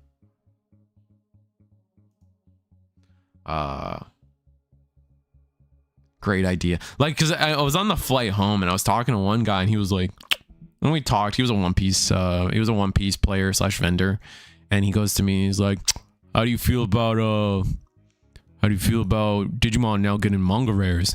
And I'm like, they're not as rare as manga rares, but they are pretty and they're very cool. You know what I mean? So there's a little bit of there's a little bit of like misinformation, right? In that sense, and I'm kind of amused by it. These are all really cool though. I don't think they missed on it. I don't like this one just because, like, I'm old and the whole like scaly or furry or like anthropomorph culture is weird to me. So like when I see something adjacent to it, I'm like, I get a little, you know, a little bit of goosebumps. People can like what they like. I just also can like not like what I don't like. The Saphagomon one slaps. They all just kind of slap, right? Pyramidi. I don't understand why in the background of the Pyramidimon we're seeing like holy scripture on the left. Like, what is that all about? It's like hieroglyphics on the left. I don't know what that is. That's all about. It also cool that's like whatever, for whatever reason, she's like falling off a building and Pyramidi catches her. That kind of goes hard. I don't know why is Zenith a bad guy?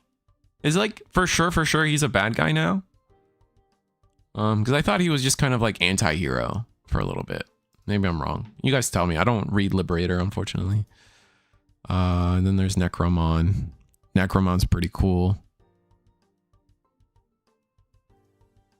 And then this guy, hidden sleeper card. This guy's cracked. I don't know if you guys play against Millennia or play Millennia, but this guy's insane. This guy's really good. I like that card a lot. Pack filler, nightmare filler. Oh, nightmare bulk. There we go. This is nightmare bulk. I don't care. Nightmare bulk. And then what's the other card? What's the old depressed man? This guy.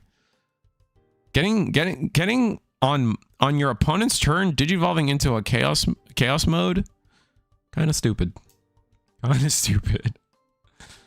I haven't experienced Machinamon at all yet. Has anyone been playtesting Machinamon?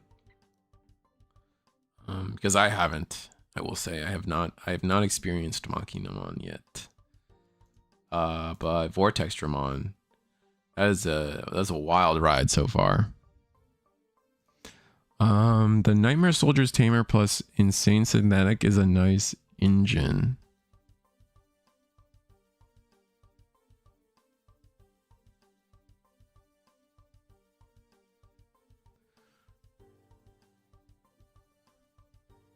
Nightmare Soldier plus Insane Synthetic.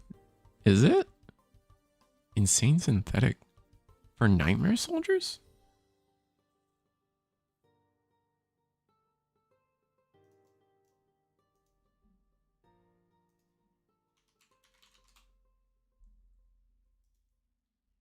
Or they're not DM, right? They have a Chimeramon? They don't have a Chimeramon either.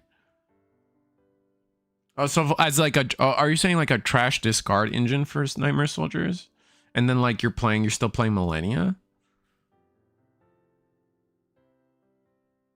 No Chimeramon play needed. You use it to just draw trash too, and then as a delay, just pop a guy to trigger her. Oh, interesting. Okay. And absolutely clapped Machina. With are you saying you clapped with Machina, or you clapped every Machina you've seen? The Nightmare Center plus Tamer. The manga rare's biggest sin is the showing how badly the narrative of Liberator was handled. Oh, I didn't know that. I don't read the comic. I wasn't really interested. Is the virus triangle from Gallant's Shield? Is that the virus? I don't think so. Like you're talking about the digital hazard. I think it's like weird. I think this one's weird. Mirage. Can we see it on his? So I should have picked Gallantmon, but I wanted to be weird, or Guillemon. But you see how the triangles point inwards? Let's see if I can get a different one.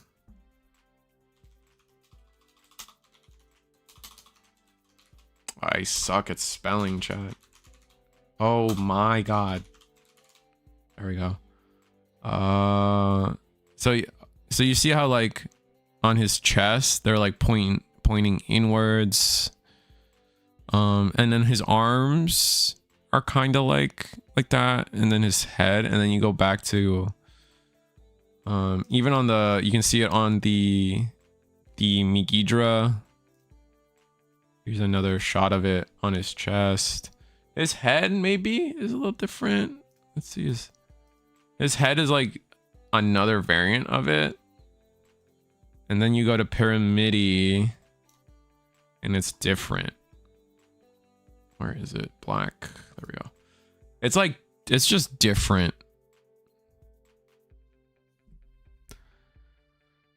It feels like the comic had a lot of rewrites between season 1 and 2. They couldn't push it for another year. And they couldn't push it for another year. Oh, really? It's Liberator's ending? Oh, that's such a miss. Also, Liberator support for another year, even as a fan, I think would have been too burnout inducing. probably true. I mean, I was already kind of burnt out on it, but like whatever. Like if people like it, like I do like the idea of like there is a deck in every color that will perpetually get support because they are the title lines in our card game, right? Does that make sense? Like I do like if you know how One Piece started and every color got a deck, right? If Digimon started and every color got like you know what I mean? Like if Digimon started and our starter decks were literally Owen puppets, Safaga, Ghosts, Rocks. That I probably missed one, but you know what I'm saying? Like that would have, like if we were like perpetually supporting that, I think that's kind of cool.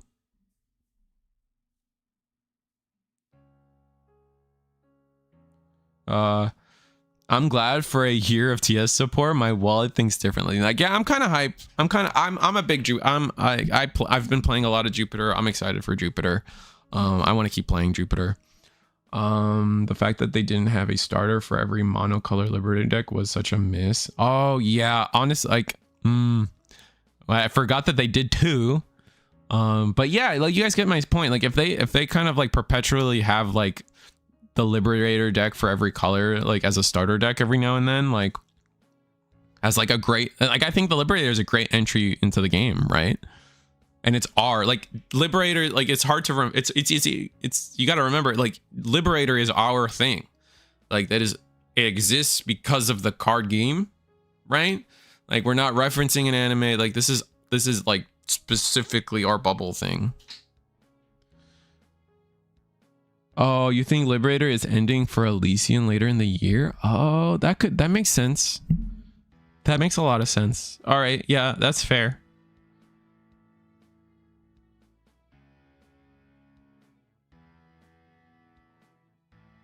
We'll probably get some Elysian cards in the future. I don't know. We'll see. They could go either way. There's definitely like, while I think it's like 50-50, like they do or they don't. But I think like there's a world where they just commit to like, no, Elysian is strictly for the mobile game. And there's a world where like they do like mobile game exclusive effects, right? Kind of like think like if anyone's out there, you've played your mobile card games, right? Like the Hearthstones and the Shadowverses. Like Discover is impossible in person. That's a Hearthstone reference if you guys have never played Hearthstone, where like you Digivolve, you play a guy and then on play it says Discover, and literally on your screen it'll show you 3 cards. It'll be like discover a random 2-cost option spell thing, and then it'll give you 3 random 2-cost options. And like, so like there's a world where they go that route of like being like mobile exclusive effects, or they're just like, F it, let's put it into the physical card game with like real like competitive effects. It could go either way. I'm not like, and either way is cool. I don't know. I got to play Elysian. It's smooth. I will say Elysian is something that's going to be really fun to have. I will probably have it on my phone. However, we've talked about this before. I personally am not somebody that needs to relive BT4. I don't need to relive BT5, BT6. I don't, as much as I love Koji, I don't need to relive BT7. Like, you know what I'm saying? Like, I'm not a person that like wants to relive these formats. And right now, as far as we know, it's like that's kind of what Elysian's gonna be for a while. And with some spice, right? I was talking to DigiSean about it, and he's excited. He super excited. His crew is super excited for Elysian, but they come from like a mindset of like, I love BT4. I can't wait to play more BT5. I sure do love Lord Nightmon. Like that's he's my friend. I swear I can make fun. But there's just, you know what I'm saying, guys. Like it's just I don't want to revisit it. So like I'm gonna be kind of mid on Elysian for a little bit, but like there's some good stuff there, and it'll be on my phone. I'll be playing it. Generate 4 Venmons into your trash. They didn't even give us a complete set of ugly Memboosts from the starters. Oh, we only got the yellow and the green. Oh, true. Oh, the ugly, the was it the pure white ones? Those memory boosts? Those not being foil, like, were such a miss, I think. I want to at least SP out my Aegiomons, but I'm not opposed to try and SP out the whole, SPing out the whole archetype. That's crazy, dude. Yeah, no. Maybe if I actually gambled at Las Vegas and made some bread, like, maybe I would, like, I don't know. I kind of just like, I like Inori and the Star Shower more. I don't know, the SP, maybe Hiroko SP is a cool one versus the normal, because she's just this is just her standing in the sewer, right? So like, this is just better. And then they didn't give Asuna one, which is weird. She just creeps me out on principle.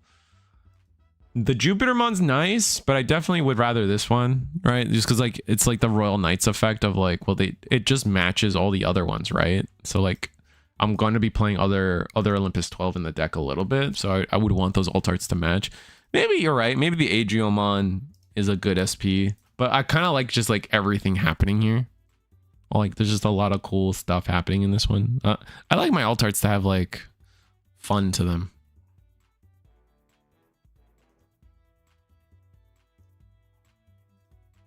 God, I kind of think they're whiffing a little bit on some of this stuff, like the fact that it's just anime clips. I'm like, ugh.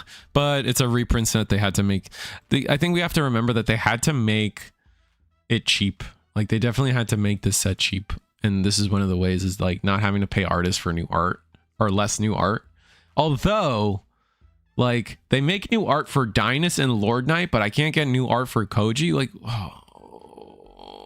Or the Susano. We don't even get a new Susano. It's just a freaking...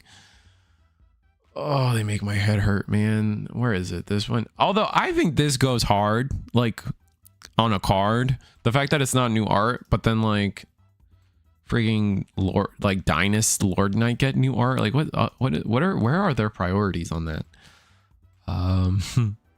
But I digress. This card's whatever. I don't know. I'm not a fan. I don't think this card has a place unless, like, this card doesn't have a place unless I think Ping Pong Omnimon might use it, maybe. And then like, I guess you could use it in Adventure if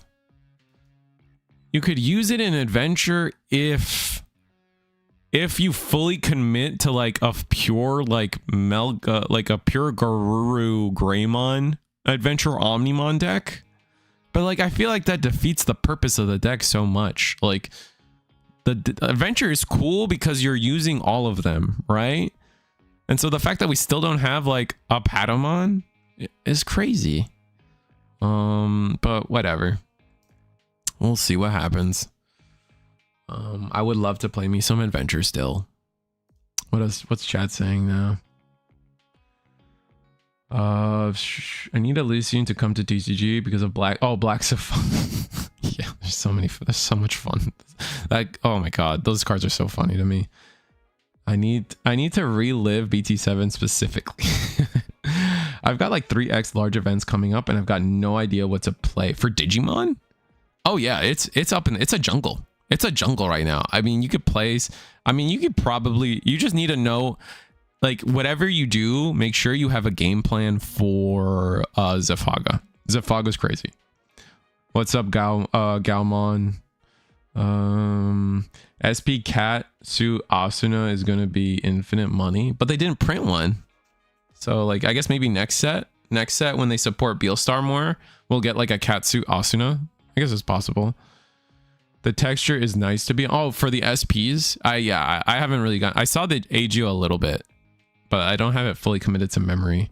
I like the alts far more than the SPs because they feel like more snippets from the games. Yeah, that's kind of where I'm at too. I want to max out TS on principle. Same, but like I guess it depends on how you define maxed out. The 81 alt art rock though. Alt arts rock though.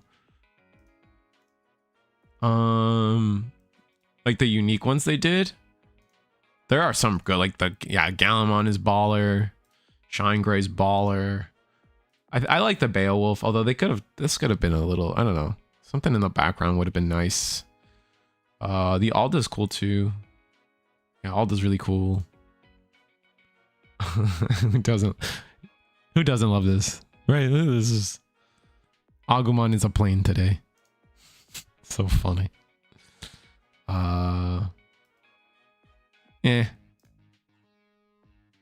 What else is there? Their reprints though, they have been so on point with reprints this set though. Like there is almost everything has been baller. Like there is no, I don't think they haven't whiffed on a reprint until they started showing off. Where is it? They reprinted the Shine Gray delay option. I think that was a whiff. That was definitely a whiff. Like I don't think those were good. Those were not good reprints. But everything else is pretty baller. We'll see if we get more. I think we're gonna get alpha support. Obviously, so like solid alpha support. So that's why they're trying to reprint some of these things, because those cards are pretty good and pretty mandatory, I think is the word I'm going for.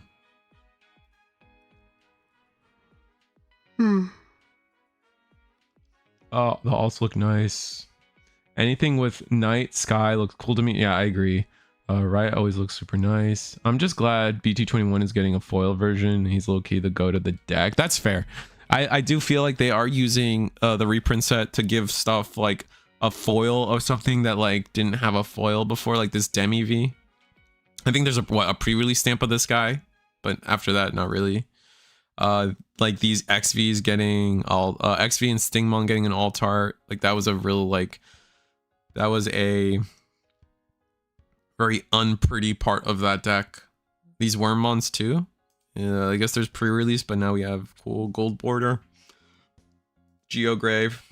Yep, this Geograve. We were just talking about that. The fact that they're reprinting a 1-of is funny, but that's fine. It's a good card. It needed a reprint. Hey, I mean, not that it needed a reprint, but like, could use one.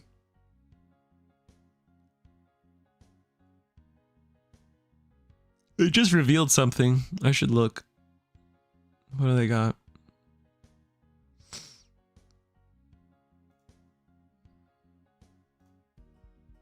Oh, they're a Gamamon stuff.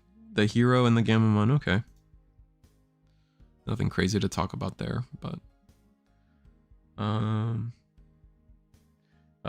tinfoil hat BT13 Geogray is being is going to be freed in April.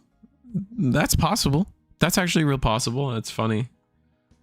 That, you know what? That could be a thing. Who knows? I would not be shocked if that it's gonna come off the list. I don't want it off the list. I think this card is still too good and still too generic. The fact that it plays any yellow or red tamer is gross, but whatever.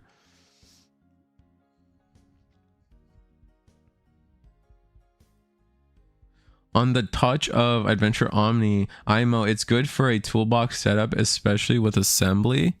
Oh yeah, I love the Omni. I guess I didn't really talk about my opinion on the Omni, but I am so stoked. Like this can just go in my current adventure deck. Like this by itself in my adventure deck is awesome. Like I am pretty hyped for this card personally. I am excited for this Omnimon.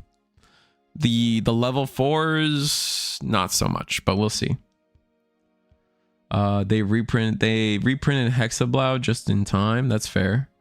The Memboost training and scrambles are low-key the best hits. Yeah, I do like that was smart. The boosts and the only thing is it looks like they're probably not going to reprint the dual boosts. I think the dual boosts could probably, especially the first wave of dual boosts, could probably use a reprint. But as an sometimes reprint sets are just like introductory products.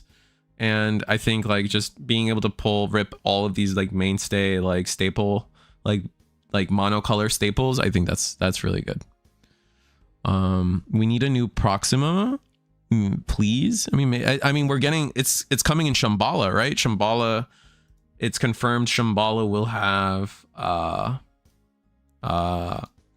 at least Serious Mon support. So we'll see what happens outside of that.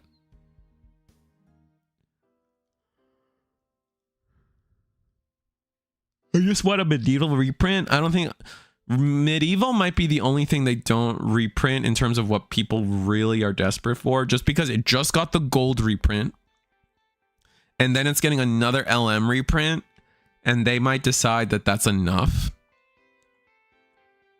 So we'll have to see where, because like we've gotten a good amount of Shine reprints at this point, right?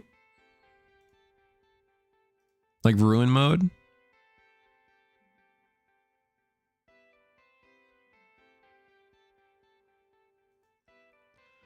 Sorry, I should upload that top 16 video. Let me see. I gotta make a thumbnail.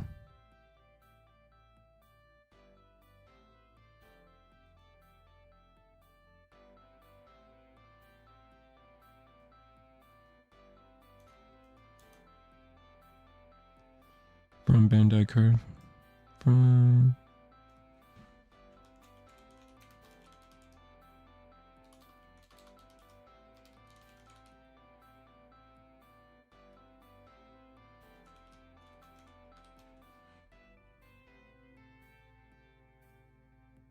I'm getting a little distracted, but I do want to upload this video now that I have it saved and stuff.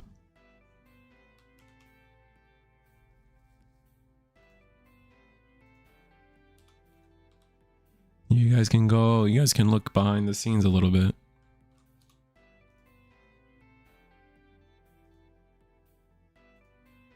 Here, let me give you guys a little behind the scenes of researchthesquirrel.com. It can be fun.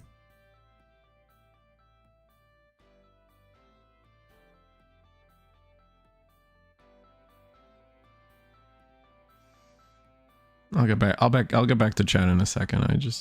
I'm on a mental tangent now.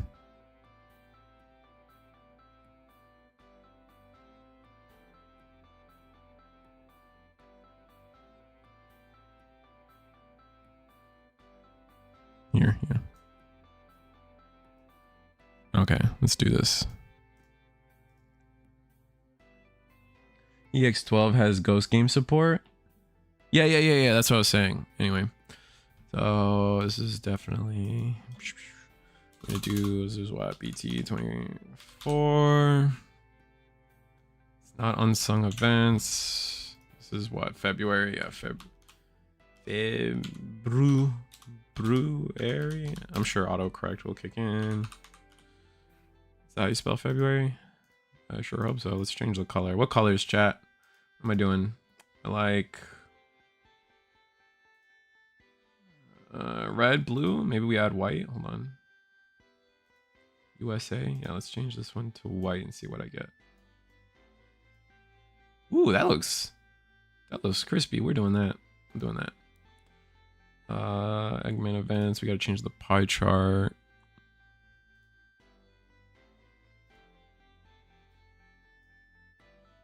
Boop.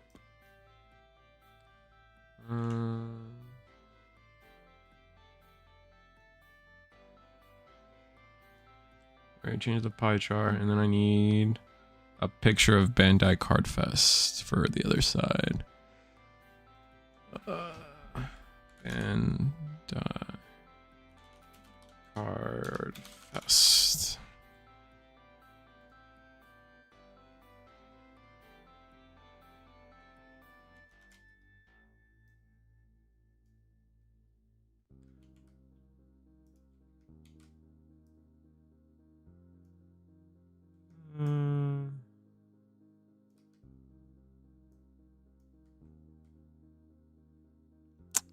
It's not like a good way to rip the logo, right? Let's see. Background remover. Hey, that did it. Okay, cool.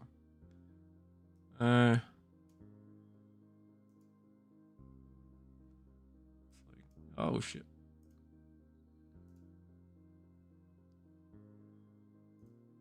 Remove the background again. Then we edit again. Restore. Make it small.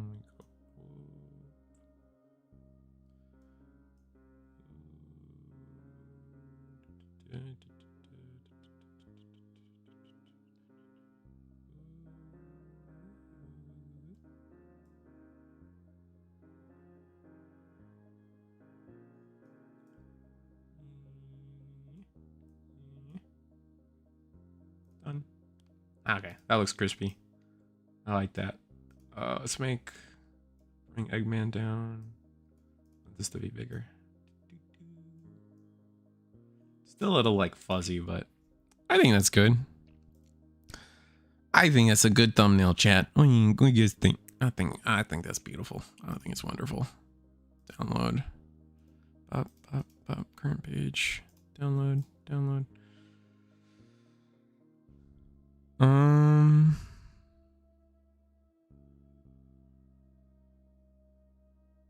right, and then I can go to my other screen. Put in a thumbnail. And that should be good to go. I'm gonna turn on ads, of course. It wouldn't be reachthesquirrel.com if we weren't profiting. At least a little bit. And dot. You know what? We'll just YOLO it. Make it public. Don't care. All right. Top 16 videos out there for everybody. Anyway. Yeah. Ghost game support. Oh, it's supposed to have ghost game support, but is it just Gamamon? Because like, God, have they forgotten about DRBit and Amphimon? Like those two decks just don't exist. Like, and it's cool. It's sad because like Amphimon was actually kind of unique. And then with the new EX11 style of green and inheritables and like this new concept of battle,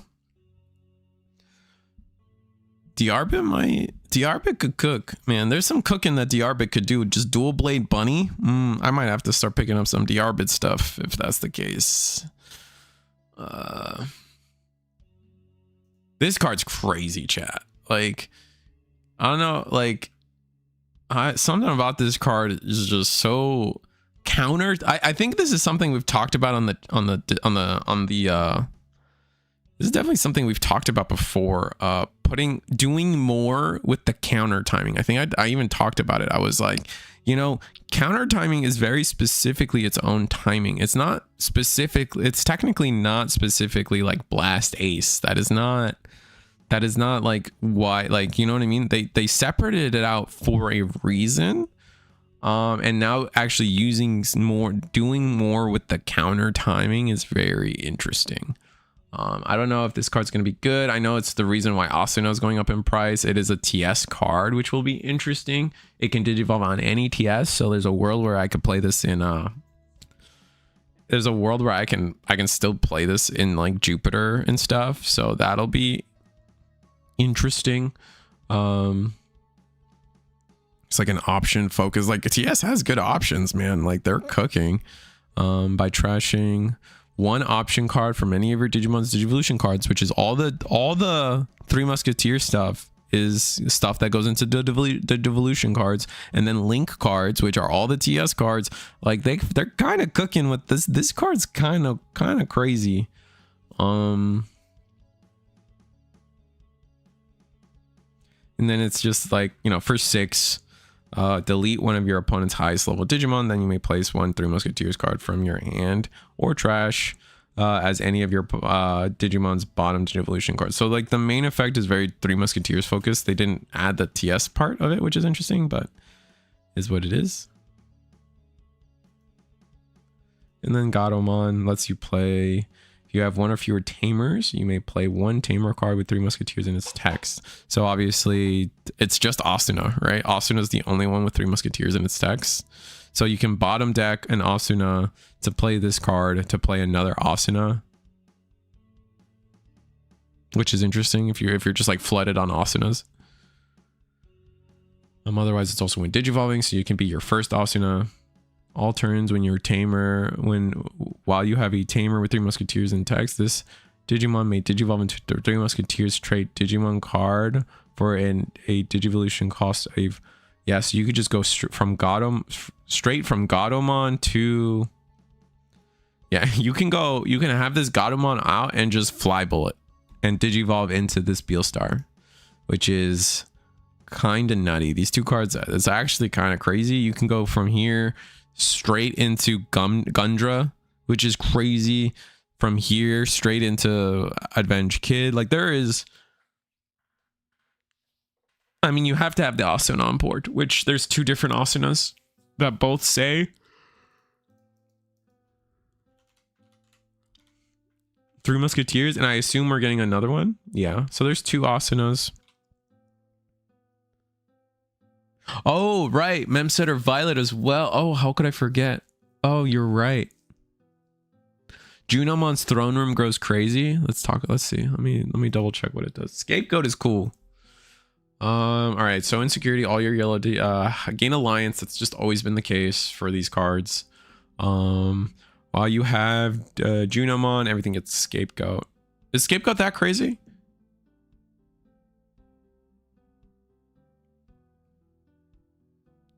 Is that why it goes hard? It's because of the scapegoat? Are we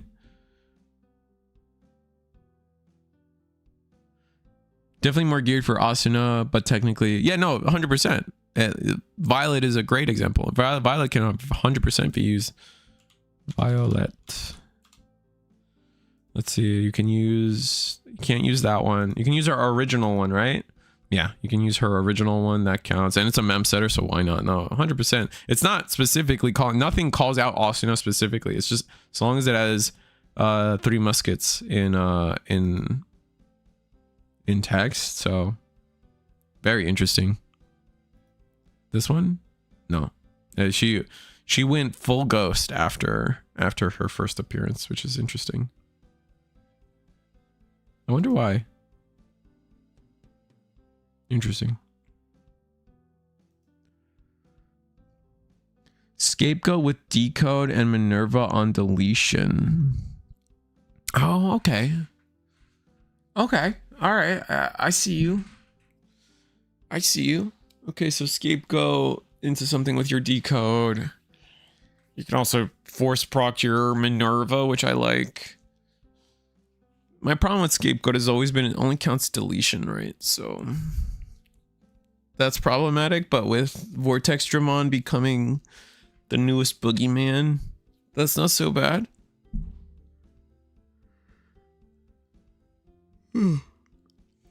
Anyway, I don't know. There's a world where we could stream, but I'm getting tired. I mean, I was gonna say stream some games or something. This is really it for me and my ban list, by the way.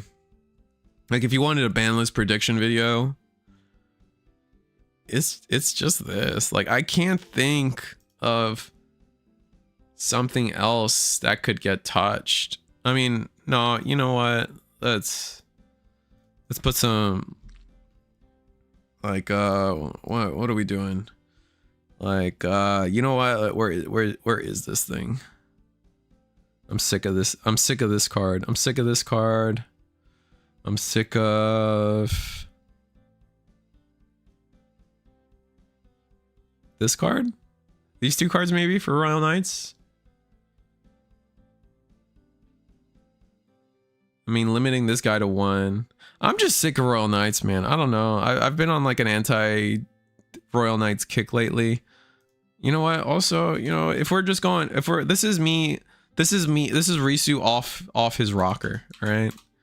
We're adding some cards where I'm just like, I'm sick of it.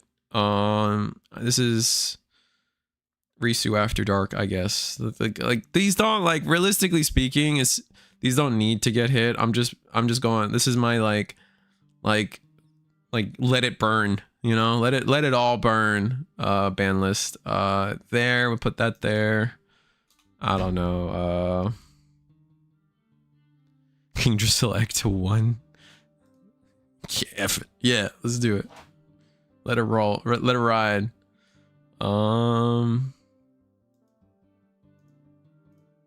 Is that it? I think the most interesting thing is if they actually do what I said about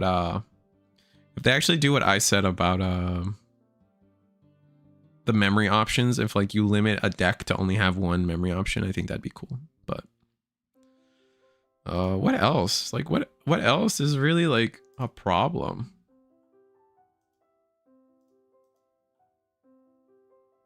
No, we're good. Oh, you know what? One last thing. One last card.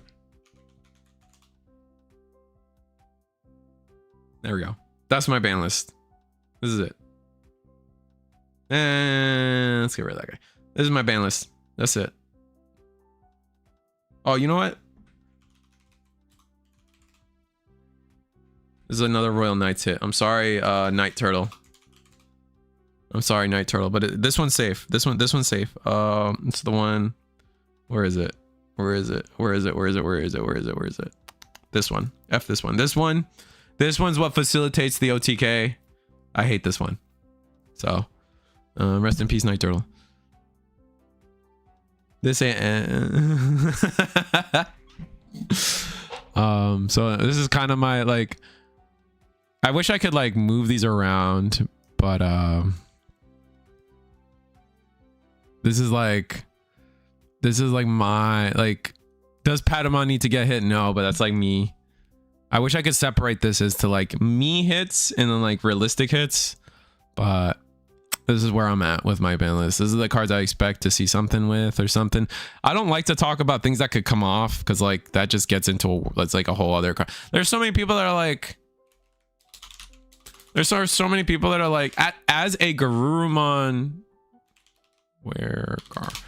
as a Garurumon like stand enjoyer, obsession artist, like I just don't think this card can come back. Like, because what? Like, okay, could this card come back in the current speed of the game? Probably, right? Like, this card could probably come back.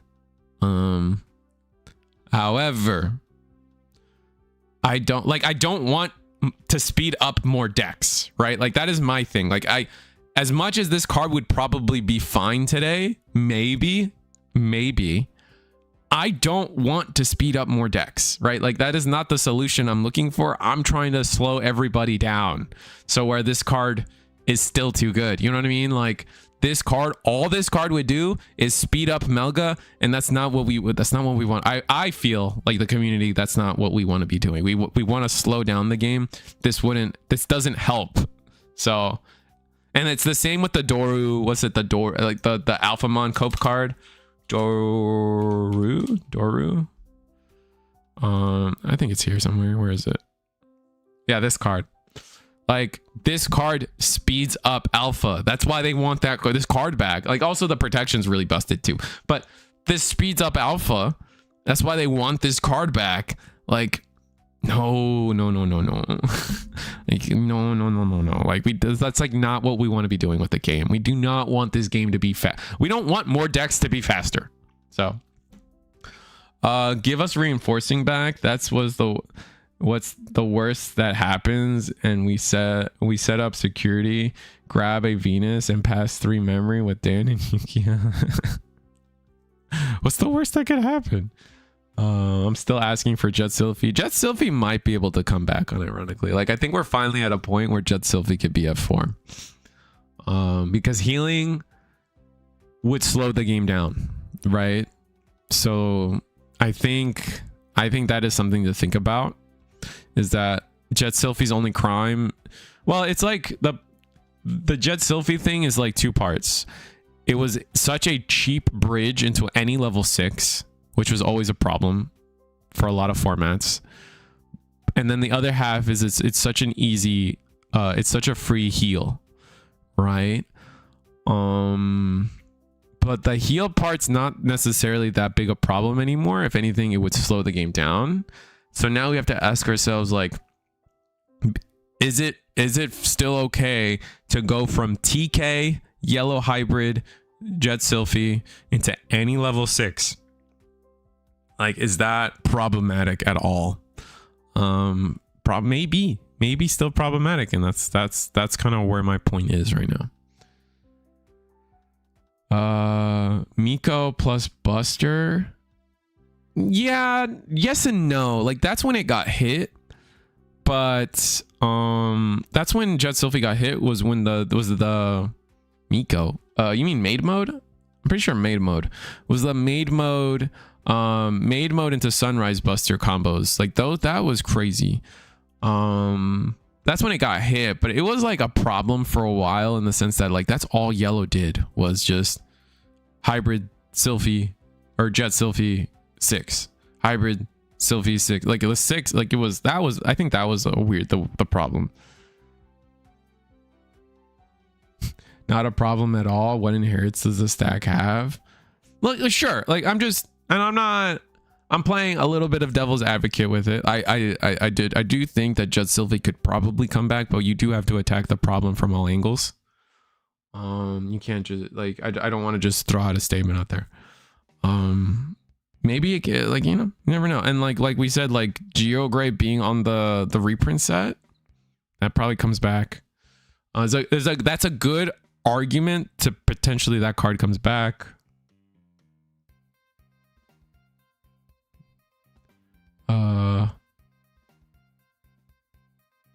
But give us Argo back, not Blasso, just Argo. Maybe Argo comes back. That inheritable is kind of annoying though, but maybe Argo comes back. And it's not a plant, like it's not a plant, so there's not like a lot of abuse for the Argomon. I see what you're saying. Whereas Blasso's abusable because of plants. Yeah, maybe. I don't know. It's just like a conversation. It's too open-ended. It's way too open-ended. I don't even remember the full ban list right now.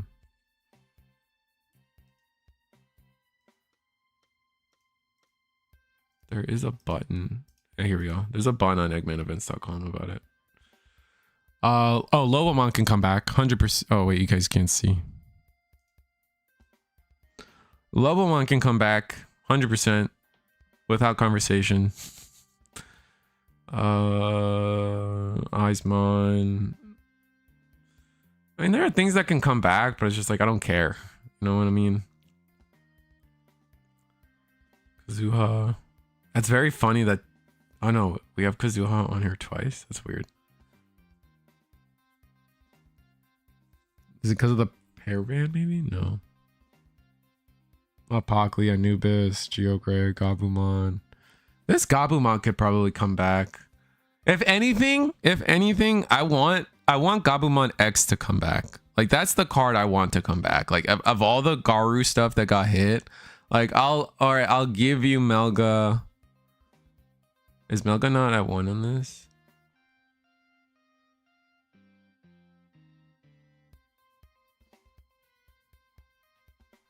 Maybe Melga's not on here. I probably have to update Eggman on this. We'll see. Yeah. Yeah, I don't see Melga on here.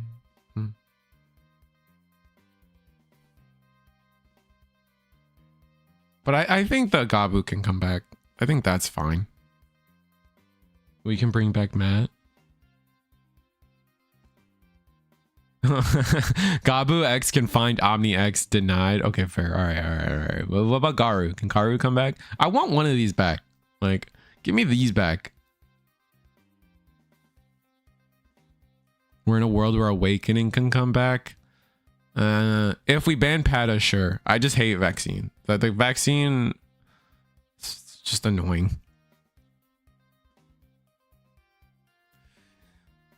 I don't think we have things equally immune, because Magnemon's still, like, all the immunities coming out, even Vortex, which is like the current, like, big dog, only immune to Digimon effects.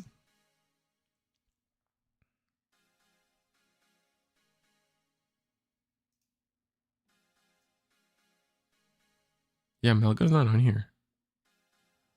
I'll have to, yeah, I'm gonna have to update Eggman or Chippy on this.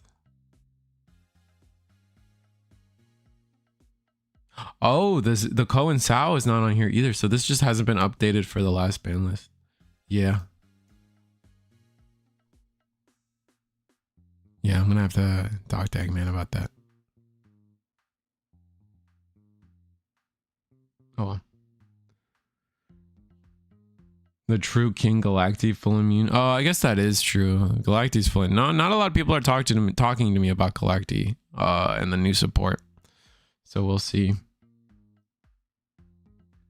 Yellow didn't get a good X-Annie deck in BT9, so it looked more centralizing than the power levels was. That's a fair point. That's a fair point. That is a really, really good point that Yellow just got screwed over in BT9 and for a couple sets. And that's why you can argue that's why Jet Sylphie was so prevalent, because it was like the only thing they had comparatively. Like they just weren't getting new toys.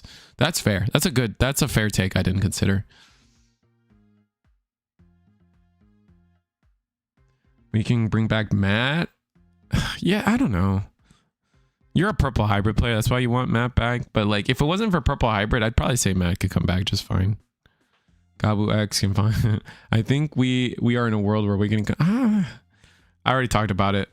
Maybe, but it's still the best protection in the game. Kazuha can come back, but more out of the fact that they already hit the other parts of the deck. So Kazuha is kind of useless now. That's fair. That's an interesting. That's a fair take. We have things that are equally immune and more lethal now. The true. Oh, right. Full immune. I feel personally attacked right now after our discussion at Nets. That's fair. I do personally attack a lot of people. I should have played Galacti. I let people talk me out of a good call. You think it was a good call? I don't know. I don't know if Galacti was a quote good call. Like, we're dealing with a lot of Minerva and a lot of, like, I know that the Galactic can be immune to D-Digivolve for a turn, but, like, Minerva's just cooking, right? Like,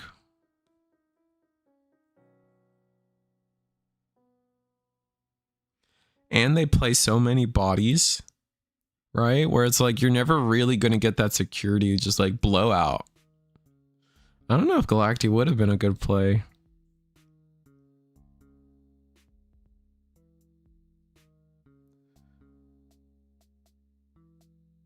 Yeah, you do delete the tamers. That's fair. But they can rebuild board. It's just interesting. That's all. How do people say you need to pop a cost constantly? Not true. 7 can really tank a turn. The one matchup you really want to dodge is Jesmon, and there wasn't a lot of Jesmon. I mean, you know Galacti better than me, so I'm just kind of peanut gallerying.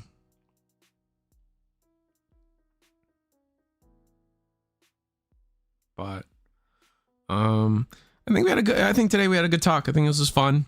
Hopefully we can get back into a schedule of doing Sunday Eagles Nests and stuff. I don't think there's any tournaments this weekend just due to just everyone being tired. I've been tired, man. I landed and I've been passing out all night, all day. So that being said, there's a thank you video for that.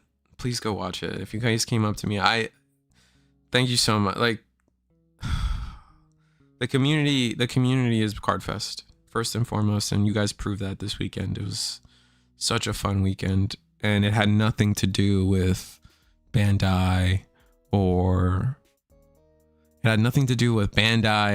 whatever cool store thing or gachapon or like playmats, or it just had nothing to do with any of that, man. It was just fun to be around people that loved Digimon, man. And I'm also, obviously I'm a big Gundam. I got some feet in the Gundam space. I got some feet in the One Piece space as well. So it was a blast, man. So thank you, chat. Thank you, that Panzer, everybody that got to see me in person. I hate making lists on the internet because you're gonna forget somebody, but it's just like, I definitely want to go to the next one, and that's thanks to you guys. So like, share, subscribe. See you guys next time, next tournament, or next whatever thing we do. Maybe some EX11 testing. That could be fun. I did want to make like a tier list for EX11. Maybe that'll be the next stream we do, of like how good the support was for each list or each deck. And that's about it. Hope to see you. Good night, guys.